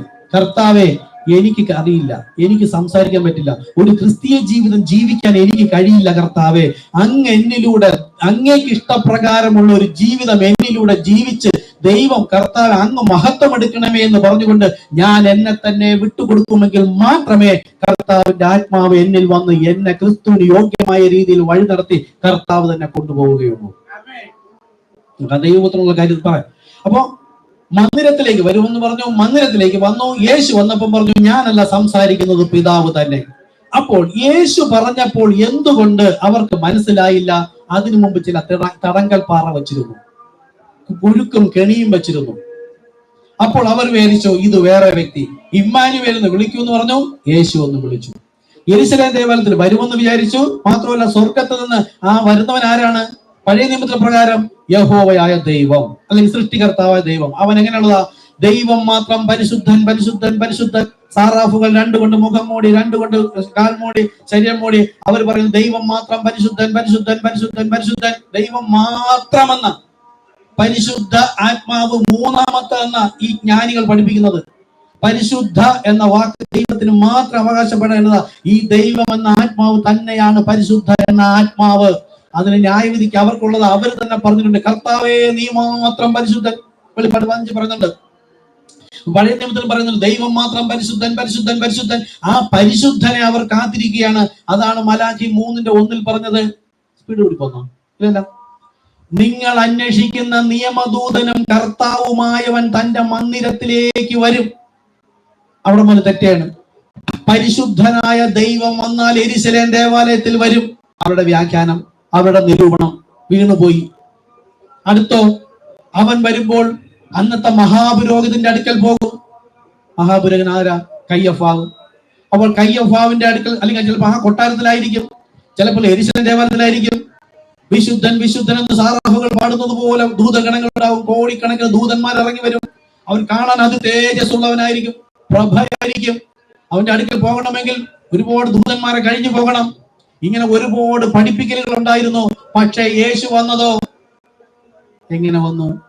ഭൂമിയിൽ ഒരു മനുഷ്യർക്ക് നിരൂപിക്കാൻ കഴിയാത്ത തരത്തിൽ അത്രത്തോളം താഴ്ന്നു എങ്കിൽ കർത്താവ് സ്വർഗത്തിൽ കൊണ്ടുപോകാൻ ആഗ്രഹിക്കുന്ന നാമും അതുപോലെ എളിമ ധരിക്കാത്ത ഒരു വ്യക്തിയും സ്വർഗത്ത് പോകില്ല.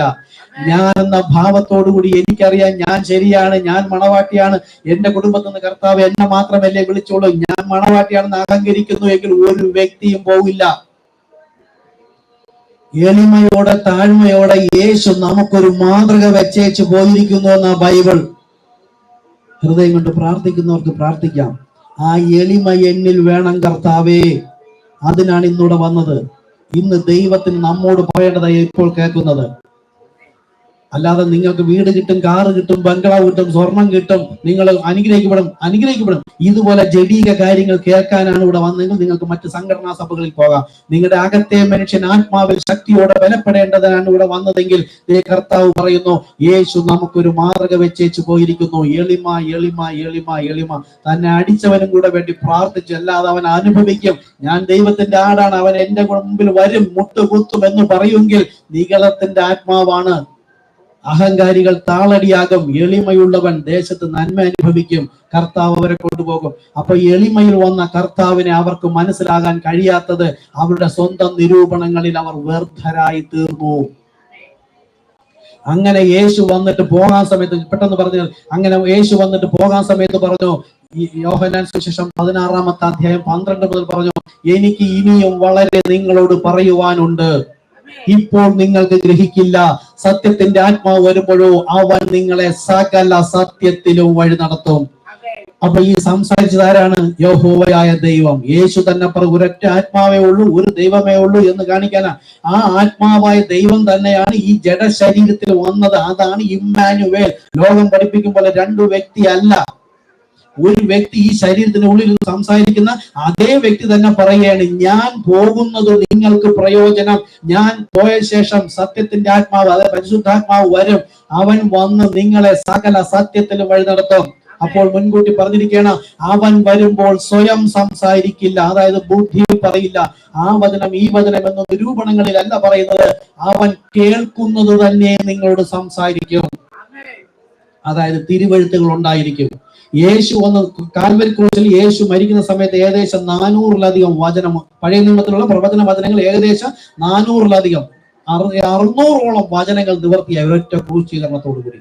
പഴയ നിയമകാലം ഏദൻ തോട്ടം മുതൽ ആ കുഞ്ഞാട് അവിടെ മുതലേ പാപപരിഹാരത്തിന് വേണ്ടി ദൈവം ഒരു മർമ്മം കൂടെ പറഞ്ഞുതരാം.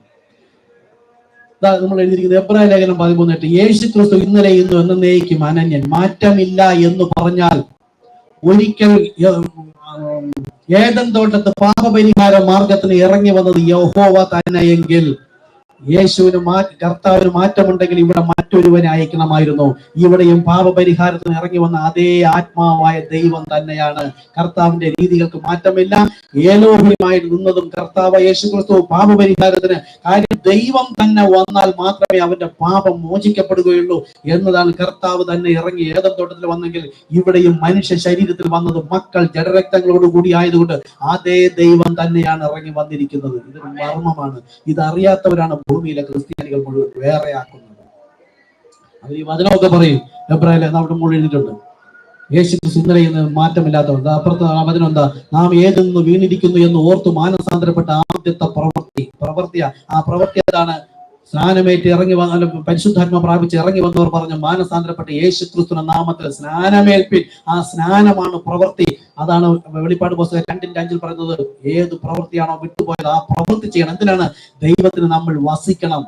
വിശ്വാസത്തിൽ പോയാൽ വസിക്കാൻ പറ്റില്ല. വിശ്വസിക്കുന്നു എങ്കിൽ എന്റെ പ്രവൃത്തി ഉണ്ടായിരിക്കണം. ആ പ്രവൃത്തിയാണ് പാപപരിഹാര യാഗം. കർത്താവ് യേശുക്രിസ്തു നമുക്ക് സ്നാനം, ആ സ്നാനത്തിലൂടെ ദൈവം പാപം മോചിക്കുന്നതായി കണക്കിടുന്നു. അതിനുശേഷമേ കർത്താവിന് തന്നെ വചനമുള്ളിടത്ത് ദൈവത്തിന് വന്നിരിക്കാൻ കഴിയുള്ളൂ. ഓക്കെ, അപ്പൊ യേശു വന്നപ്പോൾ പറഞ്ഞു, ഞാനല്ല സംസാരിക്കുന്നത്, പരിശുദ്ധാത്മാവാണ്. യേശു പറഞ്ഞു, ഞാൻ പോയി, ദൈവമാണ് സംസാരിച്ചത്, ഞാൻ പോയ ശേഷം പരിശുദ്ധാത്മാവിനേക്കും, പരിശുദ്ധാത്മാവ് വരുമ്പോഴും അവൻ നിങ്ങളെ സകല സത്യത്തിൽ വഴി നടത്തും. അപ്പോഴും ഒരു കുടുക്കും കെണിയാണല്ലോ പറഞ്ഞത്. അവിടെയും പറഞ്ഞു, ഞാൻ പിതാവിനോട് ചോദിക്കും, അവൻ മറ്റൊരു കാര്യസ്ഥനെ നിങ്ങളുടെ അടുക്കിലേക്ക് അയക്കും. കണ്ടോ, ഇത് കേട്ടാൽ 2 3 തോന്നും. എന്നാൽ യോഹന്നാൻ സുവിശേഷം 14-ാമത്തെ അധ്യായം 16-ാമത്തെ വാക്യം വായിച്ചാൽ യേശു പറയുന്നു, കുറഞ്ഞൂന്ന് കഴിഞ്ഞാൽ ലോകം, അതായത് പരിശുദ്ധാത്മാവ് പ്രാപിക്കാത്തതും ദൈവത്താൽ വിളിച്ചു വേർതിരിക്കപ്പെടാത്തതുമായ ജനം സഭയിൽ തന്നെ ആയിരിക്കും. ലോകം എന്നെ കാണുകയില്ല. വീണ്ടും കുറഞ്ഞൂന്ന് കഴിഞ്ഞാലോ നിങ്ങളോ എന്നെ കാണും. യേശു പറഞ്ഞു, ഞാൻ പോയി മടങ്ങി വരും.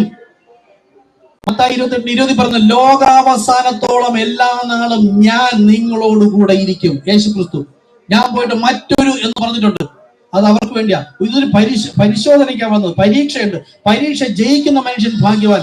പരീക്ഷയ്ക്ക് ശരിയായ ഉത്തരവ് കൊടുക്കണം, തെറ്റായ ഉത്തരവ് കൊടുക്കണം. അപ്പൊ ഞാൻ പോയി മടങ്ങി വരുമെന്നും പറഞ്ഞിട്ടുണ്ട്. എല്ലാ നാളും നിങ്ങളോട് കൂടെ ഇരിക്കുമെന്നും പറഞ്ഞിട്ടുണ്ട്.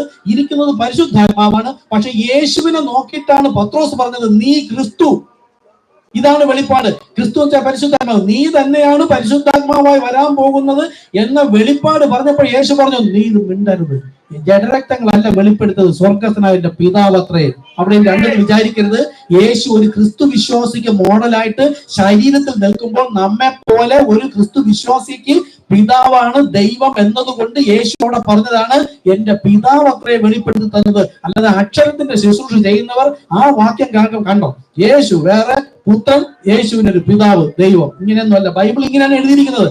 ഇത് ശരിയായി വെളിപ്പെടുത്തി തരുന്നതിനാണ് കത്തോലിക്ക മുതൽ പെന്തക്കോസ്തല സഭകൾ തെറ്റായി പഠിപ്പിച്ചിരിക്കുന്നത് കൊണ്ടാണ് ഇന്ന് അന്ത്യനാളിൽ കർത്താവ് ഒരുവനെ അത് പേര് നിങ്ങൾ നോക്കണമെന്നില്ല. വില്യം, ആ പേരിനൊക്കെ പ്രസക്തിയുണ്ട്, അല്ലെങ്കിൽ ബൈബിളുമായിട്ട് പ്രാധാന്യമുണ്ട്, പ്രശസ്തിയല്ല, ബൈബിളുമായിട്ട് താരതമ്യമുണ്ട്. അത് പിന്നെ പഠിപ്പിക്കാം. അപ്പൊ ഒരു വ്യക്തിയിലൂടെ ദൈവം വിളിച്ചിട്ട് നമ്മെ അപ്പോസ്തലന്മാരായ അപ്പന്മാരുടെ വിശ്വാസത്തിലേക്ക്, ഒരു വിശ്വാസം, ഒരു സ്നാനം, ഒരു കർത്താവ്, ഒരു ആത്മാവ്, ഒരു ഉപദേശം, ഒരു സഭ, എല്ലാവരിലും കൂടി വ്യാപരിക്കുന്നവനും എല്ലാവരിലും ഇരിക്കുന്നവനും ആ പരിശുദ്ധ അവൻ തന്നെ ദൈവവും പിതാവും എന്ന ആദ്യ വിശ്വാസത്തിലേക്കും ആ വിശ്വാസത്തിന്റെ പ്രവൃത്തിയിൽ നിന്ന് തെറ്റി നിൽക്കുന്ന നമ്മെ അതിലേക്ക് കൊണ്ടുവരുവാനാണ് ദൈവം ഒരുവനെ ഉപയോഗിച്ചത്. ആ വ്യക്തിയെ നോക്കി തള്ളിക്കളയാൻ നിൽക്കരുത്. പത്രോസിനെ നോക്കി ഭൂമിയിലെ സകല സഭകൾ തള്ളിക്കളഞ്ഞത് മരണത്തിലേക്കാണെന്ന് നമുക്കിന്ന് വ്യക്തമായിട്ട് അറിയാം. പത്രോസിന് സംസാരിച്ചത് ആരാ സംസാരിച്ചത്? പൗലോസൊക്കെ വ്യക്തമായി, ഞാൻ ക്രിസ്തുവിന്റെ വെളിപ്പാടിനാൽ അത്രേ സംസാരിക്കുന്നത്. പരിശുദ്ധാത്മാവിൽ എന്ന് പറഞ്ഞിട്ടുണ്ട്. പരിശുദ്ധാത്മാവ് എന്നത് ആക്ഷരിക വാക്കാണ്. പുത്രൻ എന്നത് ആക്ഷരിക വാക്കാണ്. ആ പുത്രൻ എന്ന ആക്ഷരിക വാക്കിന്റെ ആത്മീക നാമമാണ് യേശു. പരിശുദ്ധാത്മാവ് എന്ന ആക്ഷരിക വാക്കിന്റെ ആത്മീക നാമമാണ് ക്രിസ്തു. അപ്പൊ അപ്പോസ്തലന്മാർ പ്രാപിച്ചത് ക്രിസ്തുവിന്റെ വെളിപ്പാട് എന്ന് പറഞ്ഞാൽ അതാരാ? യേശു ക്രിസ്തു തന്നെയാണ്. ഇനി യേശു ക്രിസ്തു സംസാരിച്ചാരാ? യേശു പറഞ്ഞിരിക്കുന്നു ദൈവമാണ് സംസാരിച്ചത്. അപ്പൊ എത്ര പേരുണ്ട്? ഒറ്റ വ്യക്തിയേ ഉള്ളൂ. ദൈവം 3 രീതിയിൽ ഇടപെട്ടതാണ്. ഓക്കെ, അങ്ങനെ യേശു പറഞ്ഞു. അപ്പൊ കന്യക ഒരു മകനെ പ്രസവിക്കും. ആകയാൽ ജനിക്കുന്ന വിശുദ്ധ പ്രജ ദൈവത്തിന്റെ പുത്രൻ എന്ന് പറഞ്ഞാൽ യേശു ഇവിടെ വന്നത് ഒരു ക്രിസ്തു വിശ്വാസിക്ക് റോൾ മോഡലായിട്ട് ദൈവാത്മാവിനാൽ, അതായത് യേശു വന്ന് ഇവിടെ ചെയ്യുന്നതിനുള്ള വചനങ്ങളെല്ലാം എവിടെ ഉണ്ടായിരുന്നു? പഴയ നിയമത്തിലുണ്ടായിരുന്നു. അതാണ് യേശു. നിർത്താം, നമുക്ക് ഇതെടുക്കാം. കാര്യം പുതിയ ആൾക്കാരോട് ഇതെല്ലാം മനസ്സിലാക്കി പോയില്ലെങ്കിൽ ഈ സഭയിൽ ഇതുപോലെ സംസാരിക്കുമ്പോൾ വില്യമായ ബ്രഹ്മാവിന് അല്ലെങ്കിൽ നമ്മൾ ഒരു പുസ്തകം എടുക്കുന്ന കാര്യം, ദൈവം ഒരു വ്യക്തിയോട് സംസാരിച്ചു. പത്രോസ്, യാക്കോബ്, യോഹന്നാൻ, പൗലോസൊക്കെ കൂടെ എഴുതി വെച്ചിരിക്കുന്ന പരിശുദ്ധാത്മാവിനാൽ എഴുതിയല്ലേ നമ്മൾ കേൾക്കുന്നത്. അതെല്ലാം തെറ്റാണെന്ന് ബോധ്യമായപ്പോൾ ദൈവം ഒരു വ്യക്തിയെ ഉപയോഗിച്ചു വചനമെല്ലാം വ്യാഖ്യാനിച്ച് സംസാരിച്ച് പ്രസംഗിച്ച് കഴിഞ്ഞു. അദ്ദേഹം മരിച്ചിട്ട് 60 വർഷങ്ങളുമായി. അപ്പൊ ആ സംസാരിച്ചിരിക്കുന്ന വചനം ദൈവത്തിന്റെ വചനവുമായി ടാലിയായി പോകുന്നുവെങ്കിൽ ഇനി നമ്മൾ അധികമായി ഒന്നും പ്രസംഗിക്കേണ്ട. ദൈവം സംസാരിച്ചിരിക്കുന്നു, അത് തന്നെ നമ്മൾ ആ വചന വ്യാഖ്യാനം, വെളിപ്പാട് ഒന്നൊന്നിനോട് ടാലിയായി പോകുന്നതാണ് നമ്മളിവിടെ പഠിപ്പിക്കുന്നത്. അപ്പോഴാണ് നമുക്ക് എല്ലാം ശരിയായി പോകുന്നത്. ഓക്കെ, അപ്പൊ ദൈവപുത്രൻ എന്ന് പറഞ്ഞാൽ യേശു പറഞ്ഞു, യെശയ്യാ പ്രവാചകന്റെ പുസ്തകം വായിച്ചിട്ട് എന്താ പറഞ്ഞത്? പുസ്തകം നിവർത്തി കൊടുത്തു വായിച്ചിട്ട് കർത്താവ് പുസ്തകം മടക്കി തിരിച്ചു കൊടുത്തു. ഇനി ഇത് നോക്കിക്കൊണ്ടിരിക്കാനുള്ളതല്ല, ഇതിനകത്ത് പറഞ്ഞിരിക്കുന്നവൻ ഞാൻ ഇന്ന് ഈ തിരുവഴുത്തിന്റെ നിവർത്തി വന്നിരിക്കുന്നു. ആമേൻ. ഇനി എന്റെ പിന്നാലെ വരണം. ഇതാണ് യഹോവയുടെ ഇഷ്ടം. യഹോവയെ കാത്തിരുന്നവർ ശക്തി പുതുക്കും എന്ന് പറഞ്ഞ് അവർ നോക്കിക്കൊണ്ടിരുന്നു. പക്ഷെ ആ യഹോവ തന്നെയാണ് ഇവിടെ വന്നത്. ശബ്ബത്തിനും കർത്താവാരാണ്? ദൈവമാണ്. ശബ്ബത്തിൽ മുടന്തിനെ സൗഖ്യമാക്കി എഴുന്നേറ്റ് നടക്കാൻ പറഞ്ഞുകൊണ്ട് അവർക്ക് വിചാരിച്ചു ഇത് കർത്താവായിരിക്കും. നിക്കോദെമോസ് പാതിരാത്രി എന്ന് പറഞ്ഞു, ദൈവം നിന്നോടുകൂടെ ഇല്ലെങ്കിൽ ഇത്രയും നിനക്ക് ചെയ്യാൻ കഴിയില്ല. അപ്പൊ അവന് ബോധ്യമുണ്ട്. എന്നിട്ട് ഒരു കാര്യം പറഞ്ഞപ്പോ അവൻ ഇട്ടിട്ട് പോയി. അപ്പൊ യഹോവയെ ദൈവം തമ്മിൽ ശബ്ബത്തിൽ ശുശ്രൂഷിച്ചു. ആ കർത്താവ് വചനം നിവർത്തിക്കുകയായിരുന്നു. അപ്പൊ യേശു വന്നിട്ട് പഴയ നിയമത്തിലെ വചനം നിവർത്തിക്കുവാനായി ദൈവാത്മാവിനാൽ നിവർത്തിച്ചപ്പോൾ ദൈവാത്മാവ് വഴി നടത്തുന്നവനാണ് ദൈവത്തിന്റെ പുത്രൻ. ആകയാൽ ജനിക്കുന്ന വിശുദ്ധ പ്രജ ദൈവത്തിന്റെ പുത്രൻ. ആ ഭാഗമായി തന്നെ നമ്മൾ മനസ്സിലാക്കണം.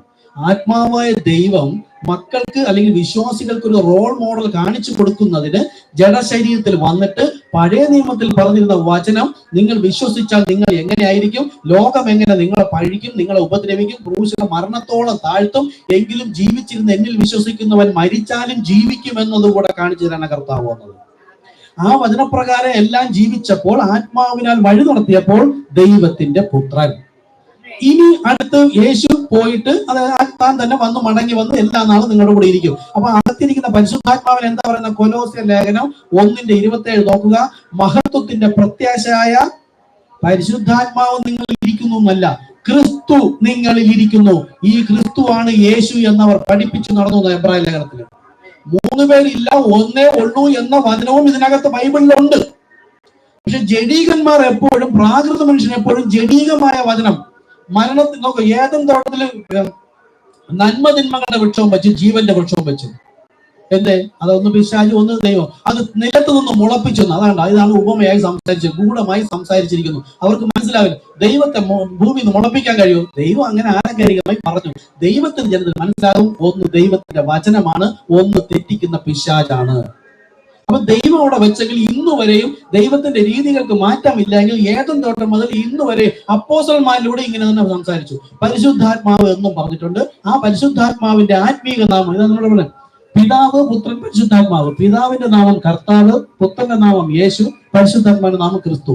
ഈ പിതാവിന്റെയും പുത്രന്റെയും പരിശുദ്ധാത്മാവിന്റെ നാമത്തിൽ, നാമങ്ങളിൽ എന്നല്ല, നാമത്തിൽ സ്നാനപ്പെടാൻ പറഞ്ഞാൽ ഇതിനിടയിൽ പരിശുദ്ധാത്മാവ് പ്രാപിക്കണം. യേശു മത്തായി 28:19 പറഞ്ഞ ശേഷം 20 വാക്യം പറഞ്ഞു. ആ വാക്യം ആരും എടുക്കില്ല. ഞാൻ നിങ്ങളോട് കൽപ്പിച്ച ഈ കൽപ്പന ചെയ്യുവാൻ തക്കവണ്ണം ഉപദേശിച്ചിട്ട് വേണം സകലരെയും സ്നാനപ്പെടുത്തി ശിഷ്യരാക്കാൻ. ഉപദേശിക്കാൻ അവർക്കറിയില്ല. അതിന് യോഹന്നാൻ സുവിശേഷം 16-ാമത്തെ അധ്യായം 14-ാമത്തെ വാക്യത്തിൽ യേശു പറഞ്ഞു, ഞാൻ പോയ ശേഷം സത്യത്തിന്റെ ആത്മാവ് വരും, അവൻ വന്ന് നിങ്ങളെ സകല സത്യത്തിൽ ഇങ്ങനെ പറഞ്ഞ, ഞാൻ പറഞ്ഞതിനെ ഓർമ്മപ്പെടുത്തി ഉപദേശിക്കും. അപ്പൊ ഉപദേശകൻ പരിശുദ്ധാത്മാവ്. മത്തായി 28:19 പിതാവിന്റെ പുത്രന്റെ പരിശുദ്ധാത്മാവിന്റെ നാമത്തിൽ സ്നാനപ്പെടുത്താൻ യേശു പറഞ്ഞെങ്കിൽ പരിശുദ്ധാത്മാവ് പ്രാപിക്കാൻ ഉപദേശിക്കണമെന്നും പരിശുദ്ധാത്മാവ് പ്രാപിച്ച് ഉപദേശിച്ചിട്ട് വേണം ശിഷ്യരാക്കാൻ, സ്നാനപ്പെടുത്താൻ എന്ന് പറഞ്ഞാൽ പരിശുദ്ധാത്മാവ് ഇടയ്ക്ക് ലഭിക്കുന്നവന് പിടികിട്ടും. ഇത് കാണുന്നതാണ്, ഇത് വെളിപ്പാടല്ല. ഇത് കാണുന്നതാണ്, ഇത് വിശ്വാസമല്ല. ഈ കാണുന്ന ഈ അക്ഷരത്തിന്റെ വെളിപ്പാടാണ് കർത്താവായ യേശു ക്രിസ്തു. ഈ വെളിപ്പാടിന്മേലാണ് സഭ കെട്ടുന്നത്. ഈ വെളിപ്പാട്, ഈ നാമത്തിൽ സ്നാനപ്പെടാത്ത ഒരു വ്യക്തിയും പാപമോചിച്ചിട്ടില്ല. ദൈവവുമായിട്ടോ ദൈവസഭയുമായിട്ടോ ഒരു ബന്ധമില്ല. പക്ഷെ ആലയത്തിൽ തന്നെ ഇരിപ്പുണ്ട്. അപ്പൊ പിതാവിനെ യേശു വിളിച്ചത് കർത്താവേ, ദൈവമായ കർത്താവ്. പഴയ നിയമത്തിലെ യഹോവ എന്ന് പറഞ്ഞ് ഇവിടെ വരാൻ പറ്റില്ല. എടുക്കുക, നമ്മൾ അറിയണം. ദൈവം നമുക്ക് എഴുതി തന്നിരിക്കല്ലേ, പഴയ നിയമം കൂടെ ചേർത്തിട്ട്. പക്ഷെ യേശു പരിചയപ്പെടുത്തിയത് നമുക്ക് എന്താ? യേശു പറഞ്ഞു, എന്റെ വചനം കേട്ട് എന്നെ അയച്ചവന്. കർത്താവ് പറഞ്ഞത് ആരാ? അകത്തിരുന്ന ദൈവമാണ്. അപ്പൊ എന്റെ വചനം നമ്മൾ കേട്ട്, സുവിശേഷം യേശു സംസാരിച്ചതാണെന്ന് കേട്ടിട്ട് ആത്മാവിൽ ഗ്രഹിക്കണം. യേശു എന്ന ഈ ശരീരമല്ല സംസാരിച്ചത്, നമ്മൾ കണ്ട ശരീരത്തിന്റെ ഉള്ളിലെ ദൈവം എന്ന ആത്മാവാണ് സംസാരിച്ചത് എന്ന് തിരിച്ചറിയുന്നവരാണ് നിത്യജീവൻ. അപ്പോൾ ഇന്ന് അത് മാത്രം പോരാ, ആ യേശു പോയി മടങ്ങി വന്ന് എല്ലാ നാളും നിങ്ങളുടെ കൂടെ ഇരിക്കും. ഈ ക്രിസ്തുവും യേശുവാണെന്ന്. അതാണ് യേശുവിനെ ക്രിസ്തു അല്ല എന്നാണ് പറഞ്ഞിരിക്കുന്നത്. യേശുവിനെ പരിശുദ്ധാത്മാവ് അല്ല എന്ന് പറയുന്നവൻ എതിർ ക്രിസ്തു എന്ന് പറഞ്ഞിരുന്നെങ്കിൽ ലോകത്തെല്ലാവരും യേശു തന്നെയാണ് പരിശുദ്ധാത്മാവ് എന്ന് വിശ്വസിക്കും. അങ്ങനെയല്ല, പരിശുദ്ധാത്മാവ് എന്ന് പറഞ്ഞിട്ടും മറ്റൊരു കാര്യസ്ഥൻ എന്ന് പറഞ്ഞിട്ടും ഞാൻ പോയി മടങ്ങി വന്ന് എല്ലാ നാളും നിങ്ങളുടെ കൂടെ ഇരിക്കുമെന്നും ആ ഇരിക്കുന്നത് ക്രിസ്തുവാണെന്നും ബൈബിളിലുണ്ട്. ഈ വചനം വെച്ചിട്ടാണ് ദൈവം ന്യായം വിധിക്കുന്നത്. അപ്പോൾ നമ്മൾ വിചാരിക്കും അവരല്ല, അതിനാണ് നമ്മളെ നിയമിച്ചിരിക്കുന്നത്. എനിക്ക് മുമ്പ് ഇത് സത്യം തിരിച്ചറിഞ്ഞ വ്യക്തി അവിടെ അടങ്ങിയിരുന്നില്ലല്ലോ, അദ്ദേഹം ഓടി നടക്കുകയായിരുന്നു. എന്തിനാ? അദ്ദേഹത്തിന്റെ ഉള്ളിൽ വന്ന ശരിയായ ആത്മാവിന്, ആ ആത്മാവ് ഗോതമ്പ് എവിടെയൊക്കെ ഇരിക്കുന്നു അതിനെ കളപ്പുരയിൽ ശേഖരിക്കണമെന്ന ദൈവാത്മാവ് വഴി നടത്തുന്നവനാണ് ദൈവത്തിന്റെ പുത്രൻ. നിങ്ങളെ ദൈവത്തിന്റെ ആത്മാവ് വഴി നടത്തുന്നവർ നിങ്ങൾ ദൈവത്തിന്റെ പുത്രൻ. അപ്പം യേശു പിതാവിനെ വെളിപ്പെടുത്തിയത് കർത്താവെന്നാണ്. പുത്രന്റെ നാമം ദൈവം പറഞ്ഞത് യേശു എന്നാണ്. ദൈവത്തെ ആത്മാവായി നിൽക്കുന്ന സമയത്ത് കന്യക ഗർഭിണി ഒരു മകനെ പ്രസവിക്കും, അവന് യേശു എന്ന് പേരിടണം. അപ്പൊ ശരീരത്തിൽ വന്നപ്പോൾ യേശു പറഞ്ഞത് പിതാവിന്റെ നാമം കർത്താവെന്നും, ആത്മാവായി നിന്നപ്പോൾ ആത്മാവായ ദൈവം പുത്രന്റെ നാമം യേശു എന്നും പറഞ്ഞു. മനസ്സിലാവുന്നുണ്ടോ? അടുത്ത് യേശു പോകുന്നതിന് മുമ്പായിട്ട് നിങ്ങൾ എന്നെ ആരെന്ന് പറയുന്നു പരിശുദ്ധ പത്രോസ് പറഞ്ഞപ്പോൾ പത്രോസ് പറഞ്ഞു, ജഡരക്തങ്ങളല്ല സ്വർഗസ്ഥനായ പിതാവത്രേ വെളിപ്പെടുത്തിയത്. അപ്പൊ യേശുവാണ് ക്രിസ്തു, അതായത് പരിശുദ്ധാത്മാവ് എന്ന് ആര് പറഞ്ഞു? നിങ്ങൾക്ക് മനസ്സിലായോ? ഇത് തിരിച്ചെന്ന് പറഞ്ഞു തരുമോ? നോക്കൂ, ദൈവം തന്നെയാണ് സംസാരം. ഒന്നുകൂടെ ഞാൻ പറയാം, നിങ്ങൾക്ക് മർമ്മം പിടിയിട്ടില്ല. യേശു യഹോവയെ അല്ലെങ്കിൽ ദൈവത്തെ കർത്താവ് എന്ന് പേര് പറഞ്ഞു. ഓക്കെ, യേശു വരുമ്പോൾ ശരീരത്തിലാണ് വന്നത്. ശരീരത്തിൽ നിന്ന് ആര് സംസാരിക്കും എന്ന് പറഞ്ഞു? ആവർത്തന പുസ്തകം 6:7, ഞാൻ അവരോട് സംസാരിക്കുന്ന. അപ്പൊ ദൈവമാണ് സംസാരിച്ചത്. ശ്രദ്ധിച്ചോളെ, മൊത്തം ഒറ്റ ദൈവമാണ് സംസാരിച്ചത്. ദൈവമാണ് യേശുവിൽ സംസാരിച്ചതെന്ന് പറഞ്ഞാൽ വചനം ഉണ്ടായിരിക്കണം. യോഹന്നാൻ 5:19-30 യേശു പറഞ്ഞു, ഞാൻ സ്വതവേ സംസാരിക്കുന്നില്ല, പിതാവാകും. അപ്പൊ ദൈവം നേരിട്ട് പഴയ നിയമത്തിൽ സംസാരിച്ചു. ആ ദൈവം സംസാരിക്കുന്ന സമയത്ത് പുത്രന്റെ പേര് യേശു എന്ന് പറഞ്ഞു. അപ്പൊ ദൈവത്തിന്റെ വോട്ടിങ്സ് ഉണ്ട്. പുത്രന്റെ നാമം പുത്രൻ എന്നല്ല. ഈ ലോകസഭകൾ സ്ഥാനപ്പെടുന്നത് തെറ്റാണെന്ന് ഒന്നും കാണിക്കാനാണ്. പുത്രൻ എന്ന വാക്ക് തന്നെ എടുക്കുമ്പോൾ ദൈവം പറഞ്ഞത് പുത്രന്റെ നാമം യേശു. പുത്രൻ വെച്ചാൽ ആര് പറഞ്ഞത്? പുത്രന്റെ ഉള്ളിൽ നിന്ന് ഇതേ ദൈവം പറഞ്ഞു പിതാവിന്റെ നാമം കർത്താവ്. രാമൻ പോലും ഇല്ല. ജീവനുള്ളവരൊക്കെയും യഹോവയെ സ്തുതിക്കട്ടെ എന്ന്. ഞാനൊക്കെ ആണെങ്കിൽ ആ സഭയിൽ ഇതുപോലെ നിങ്ങൾക്ക് മനസ്സിലായതുകൊണ്ട് ഞാൻ കഥ പറഞ്ഞു, നിങ്ങൾ കഥ കേട്ടാൽ ഒരു കുഴപ്പമില്ല. നിങ്ങളുടെ ആത്മാവിൽ എമ്മോസിലേക്ക് പോകുന്നവരെ പോലെ കത്തുന്നുവെങ്കിലും അടുത്തിരിക്കുന്ന ഒരു വ്യക്തിയെ നോക്കില്ല. എന്റെ ഭാര്യ വന്നില്ല, സുഖമില്ലാത്തതുകൊണ്ടാണ്. നിങ്ങൾ ചോദിച്ചു നോക്കുക. അല്ലെങ്കിൽ ജോഷിയോട് ഞാനൊക്കെ ഇരുന്ന സഭയിൽ ഞാൻ എഴിച്ചു നിൽക്കുമായിരുന്നു. 750 1000 ആൾ എന്നെ പറയുന്നതല്ല, കർത്താവ് വഴി നടത്തിയതാ. 1000 ആൾക്കാരെ ഒരു ദിവസത്തെ ആരാധിക്കുമായിരുന്നത്. പല വചനം കേൾക്കുമ്പോൾ ഞാൻ ഒറ്റയ്ക്ക് എഴിച്ചു നിന്നുണ്ട്. ഒറ്റയ്ക്ക് എനിക്ക് അറിയാം. പിന്നെ ഈ എലീശ ബ്രദറാണ് പറഞ്ഞത്, അതിന് 5 വർഷം മുമ്പ് ഒറ്റ ദിവസം അദ്ദേഹം എന്നെ കണ്ടതേ ഉള്ളൂ. എന്നെ ഈ സുവിശേഷം സത്യസുവിശേഷം അറിയിക്കാനായിട്ട് എലീശ ബ്രദർ എന്നെ വിളിക്കുന്നത് 13 വർഷങ്ങൾക്ക് മുമ്പ്. അതിനും 5 വർഷങ്ങൾക്ക് മുമ്പ് ഞാൻ ആയിരുന്ന സഭയിൽ അദ്ദേഹം ഒരേ ഒരു ദിവസമേ ഉള്ളൂ, ഒറ്റ മീറ്റിങ്ങിനെ വന്നുള്ളൂ. ഈ 5 വർഷങ്ങൾക്ക് ശേഷം കർത്താവ് അദ്ദേഹത്തോട് പറഞ്ഞ് എന്നെ വിളിക്കാൻ നമ്പറും അദ്ദേഹത്തിന് കൊടുത്തു. അദ്ദേഹം എന്നെ വിളിച്ച് കാര്യങ്ങൾ ചോദിച്ചപ്പോൾ പറഞ്ഞു, ബ്രദറെ എനിക്കിപ്പോ ഓർമ്മ വരുന്നത് അന്ന് 5 വർഷങ്ങൾക്ക് മുമ്പ് ഞാൻ വന്ന് ഒരു ദിവസമേ വന്നുള്ളൂ. അന്ന് ഇത്രയും ആയിരക്കണക്കിന് സഭയിൽ ജനങ്ങൾ വന്നപ്പോൾ വചനം പറഞ്ഞപ്പോൾ നിങ്ങൾ ഒരു വ്യക്തി മാത്രമാണ് കൈ ഉയർത്തി ആമേൻ പറഞ്ഞത്. ചില സമയത്ത് നിങ്ങൾ എഴിച്ചു നിന്നിട്ട് ഞാൻ ഇങ്ങനെ ആമേൻ ആമേൻ, അത് എന്റേതാ, പുറകോട്ട് പോകാനുള്ള, അത് എന്നിൽ അപ്ലൈ ആകാനുള്ള. ദൈവത്തിന്റെ വചനമാണ് മണവാളനെങ്കിൽ വചനമാകുന്ന മണവാട്ടിയും വചനമായിരിക്കും. ആ വചനം എന്നിൽ വേണം. അപ്പൊ ഞാൻ എങ്ങനെ ആമേൻ പറഞ്ഞു? അതുകൊണ്ട് ഞാൻ പറഞ്ഞു പോകുന്നതാണ് പലപ്പോഴും. അപ്പൊ നിങ്ങൾക്ക് ഇത് വെളിപ്പെട്ടാൽ നിങ്ങൾ അടുത്തിരിക്കുന്ന ആളുടെ നോക്കൂല. ഞാൻ മാത്രം എങ്ങനെ എഴിക്കുന്നൊന്നും ആയിരിക്കില്ല, ഞാൻ ചിരിച്ചോണ്ടായിരിക്കുന്ന അവിടെ. അതുപോലെ തക്കുപുറത്ത് പറയുകയും ചെയ്ത്, അത് ഞാൻ പറഞ്ഞു, ദൈവാത്മാവ് വന്നവന്റെ ലക്ഷണം വന്ന അന്ന് അവർ അവരെ ദൈവാത്മാവിലല്ല, അവർ പിതാപുത്ര പരിശുദ്ധാത്മാവിൽ സ്ഥാനപ്പെടുന്നവരാ. ഞാൻ എപ്പോഴും വചനം കേട്ടാൽ ചിരിച്ചോണ്ട്, ആദ്യം മുതൽ അവസാനം വരെ ചിരിച്ചോണ്ടായിരിക്കുന്നത്. ഓരോ വചനവും കാരണം ആത്മാവിൽ സന്തോഷമാണ്. അതാ ഇവിടെ പറഞ്ഞത്, പുത്രന്റെ പേര് യേശു എന്ന് ദൈവം സംസാരിച്ചിരിക്കുന്നു. മനുഷ്യൻ ബൈബിൾ കോളേജ് വഴിയാ, സെമിനാരി വഴിയാ, പാസ്റ്റർ എന്നും പുരോഹിതന്മാരെന്നും പറയുന്നവർ ഈ ദൈവത്തിന്റെ കൽപ്പനയെ ലംഘിച്ചിട്ട് സ്നാനത്തിന് പുത്രൻ എന്ന് തന്നെ പറയുന്നത്. എത്ര വിരോധാഭാസം നോക്കൂ. അത് മനസ്സിലാവുന്നു നിങ്ങൾക്ക്? ഇത് മനസ്സിലായ നിങ്ങളുടെ യഥാർത്ഥ ആത്മാവൻ അടങ്ങിയിരിക്കില്ല പോയി പറയും. അപ്പൊ ആത്മാവായ ദൈവം അന്നേ പറഞ്ഞ പുത്രന്റെ നാമം യേശു. ഈ യേശു ഈ ദൈവം ശരീരധാരിയായി ആ സമയത്ത് തന്റെ നാമം യേശു എന്നത്, പിതാവേ നീ എനിക്ക് തന്ന നിന്റെ നാമം. പുത്രൻ നൽകിയ നാമം യേശു എന്ന, അത് ആരുടെ നാമം? പിതാവിന്റെ നാമം യേശു പറഞ്ഞിരിക്കുന്നു. അതിലെ പൗലോസ് കണ്ടത്, പൗലോസ് ഒരു അഗ്നിസഭത്തെ കണ്ടപ്പോഴത്തേക്ക് അവൻ അഗ്നിസഭമാര് പഴയ നിയമത്തിലെ കർത്താവിനെ, യേശു എന്ന കർത്താവിനെ പൗലോസ് വിശ്വസിച്ചിട്ടില്ല. അവൻ വിശ്വസിച്ചിരുന്ന ആ കർത്താവ്, അഗ്നിസ്തംഭമായ ആ കർത്താവിനോട് ചോദിക്കുന്നത്, കർത്താവെ നീ ആരാകുന്നു എന്ന് എഴുതുക. അങ്ങനെയല്ല, നീ എന്താ ഇങ്ങനെയെന്നാ. കാരണം അവനെ അന്ധനാക്കി അവനെ വഴി തള്ളിയിരുന്ന ഒരു ദൈവത്തെ അല്ല അവൻ കണ്ടിട്ടുള്ളത്. അവൻ അത്രത്തോളം തീക്ഷ്ണത ഉണ്ടായിരുന്ന അവന് ദൈവത്തോടുള്ള സ്നേഹം. പക്ഷെ ഇങ്ങനൊരു പ്രവൃത്തി, നീ ആരാ കർത്താവേ? ആ ദൈവം അഗ്നിസംബന്ധമായ ദൈവം പറഞ്ഞിരിക്കുന്ന ദൈവത്തിന്റെ നാമം, നീ ഉപദ്രവിക്കുന്ന യേശു ഞാനാകുന്നു. ഇതാ ദൈവം പറഞ്ഞത്. പുത്രൻ, പിതാവേ നീ എനിക്ക് തന്ന നിന്റെ നാമം. അപ്പൊ ആത്മാവായി നിന്നപ്പോൾ ദൈവം പറഞ്ഞു പുത്രന്റെ നാമം യേശു എന്ന്.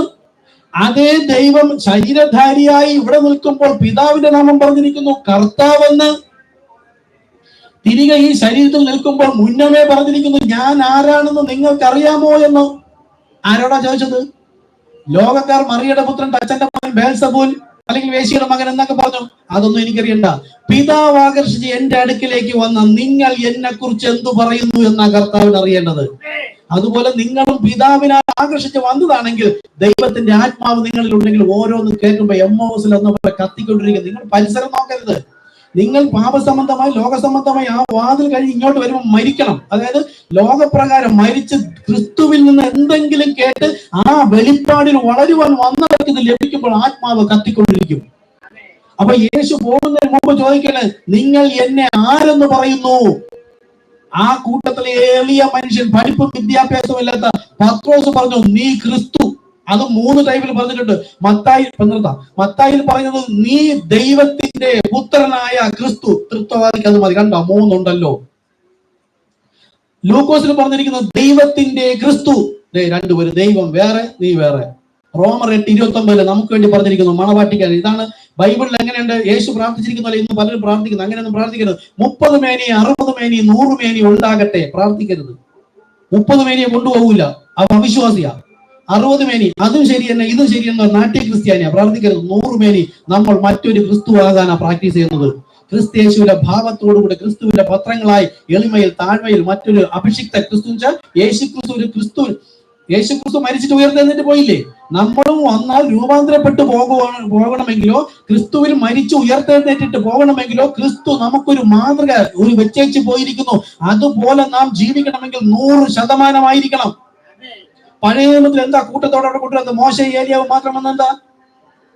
അതൊരു മോഡലാ. പഴയ നിയമകാലത്ത് ദൈവവചനം പോലെ ജീവിച്ചു. അവരൊക്കെ തെറ്റിപ്പോയവരാ.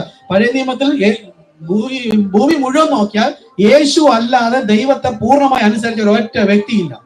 എല്ലാവരും തെറ്റിപ്പോയി പിന്നെ മാനസാന്തരപ്പെട്ട് വന്നേ ഉള്ളൂ. മോശ തന്നെ നീട്ടാൻ പറഞ്ഞ് പഠിച്ചില്ലേ?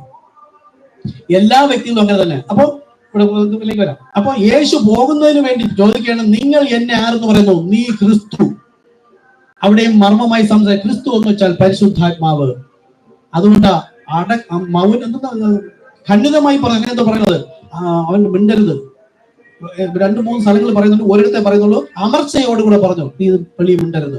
കാര്യം എന്താ? ഞാനാണ് പരിശുദ്ധാത്മാവ് എന്നത് വെളിപ്പെടുത്തരുത്. വെളിപ്പെടുത്തി കഴിഞ്ഞാൽ അവൻ ആ പരിശുദ്ധാത്മാവ് യേശു തന്നെ എന്ന് പറഞ്ഞുകൊണ്ട് ഓടി വരും. അങ്ങനെ വരാനുള്ളവനല്ല. ആത്മാവിൽ വെളിപ്പെടുത്തണം. ജഡരക്തങ്ങളല്ല. ആര് വെളിപ്പെടുത്തി? പിതാവ്. അപ്പൊ ഇപ്പൊ നമുക്ക് തിരിച്ചു പോയാൽ എങ്ങനെ മനസ്സിലാവും? പിതാവിന്റെ നാമം കർത്താവ് എന്ന് വെളിപ്പെടുത്തിയത് ആര്? ദൈവം. ക്രിസ്തുവിലൂടെ. മനസ്സിലാവുന്നുണ്ടോ?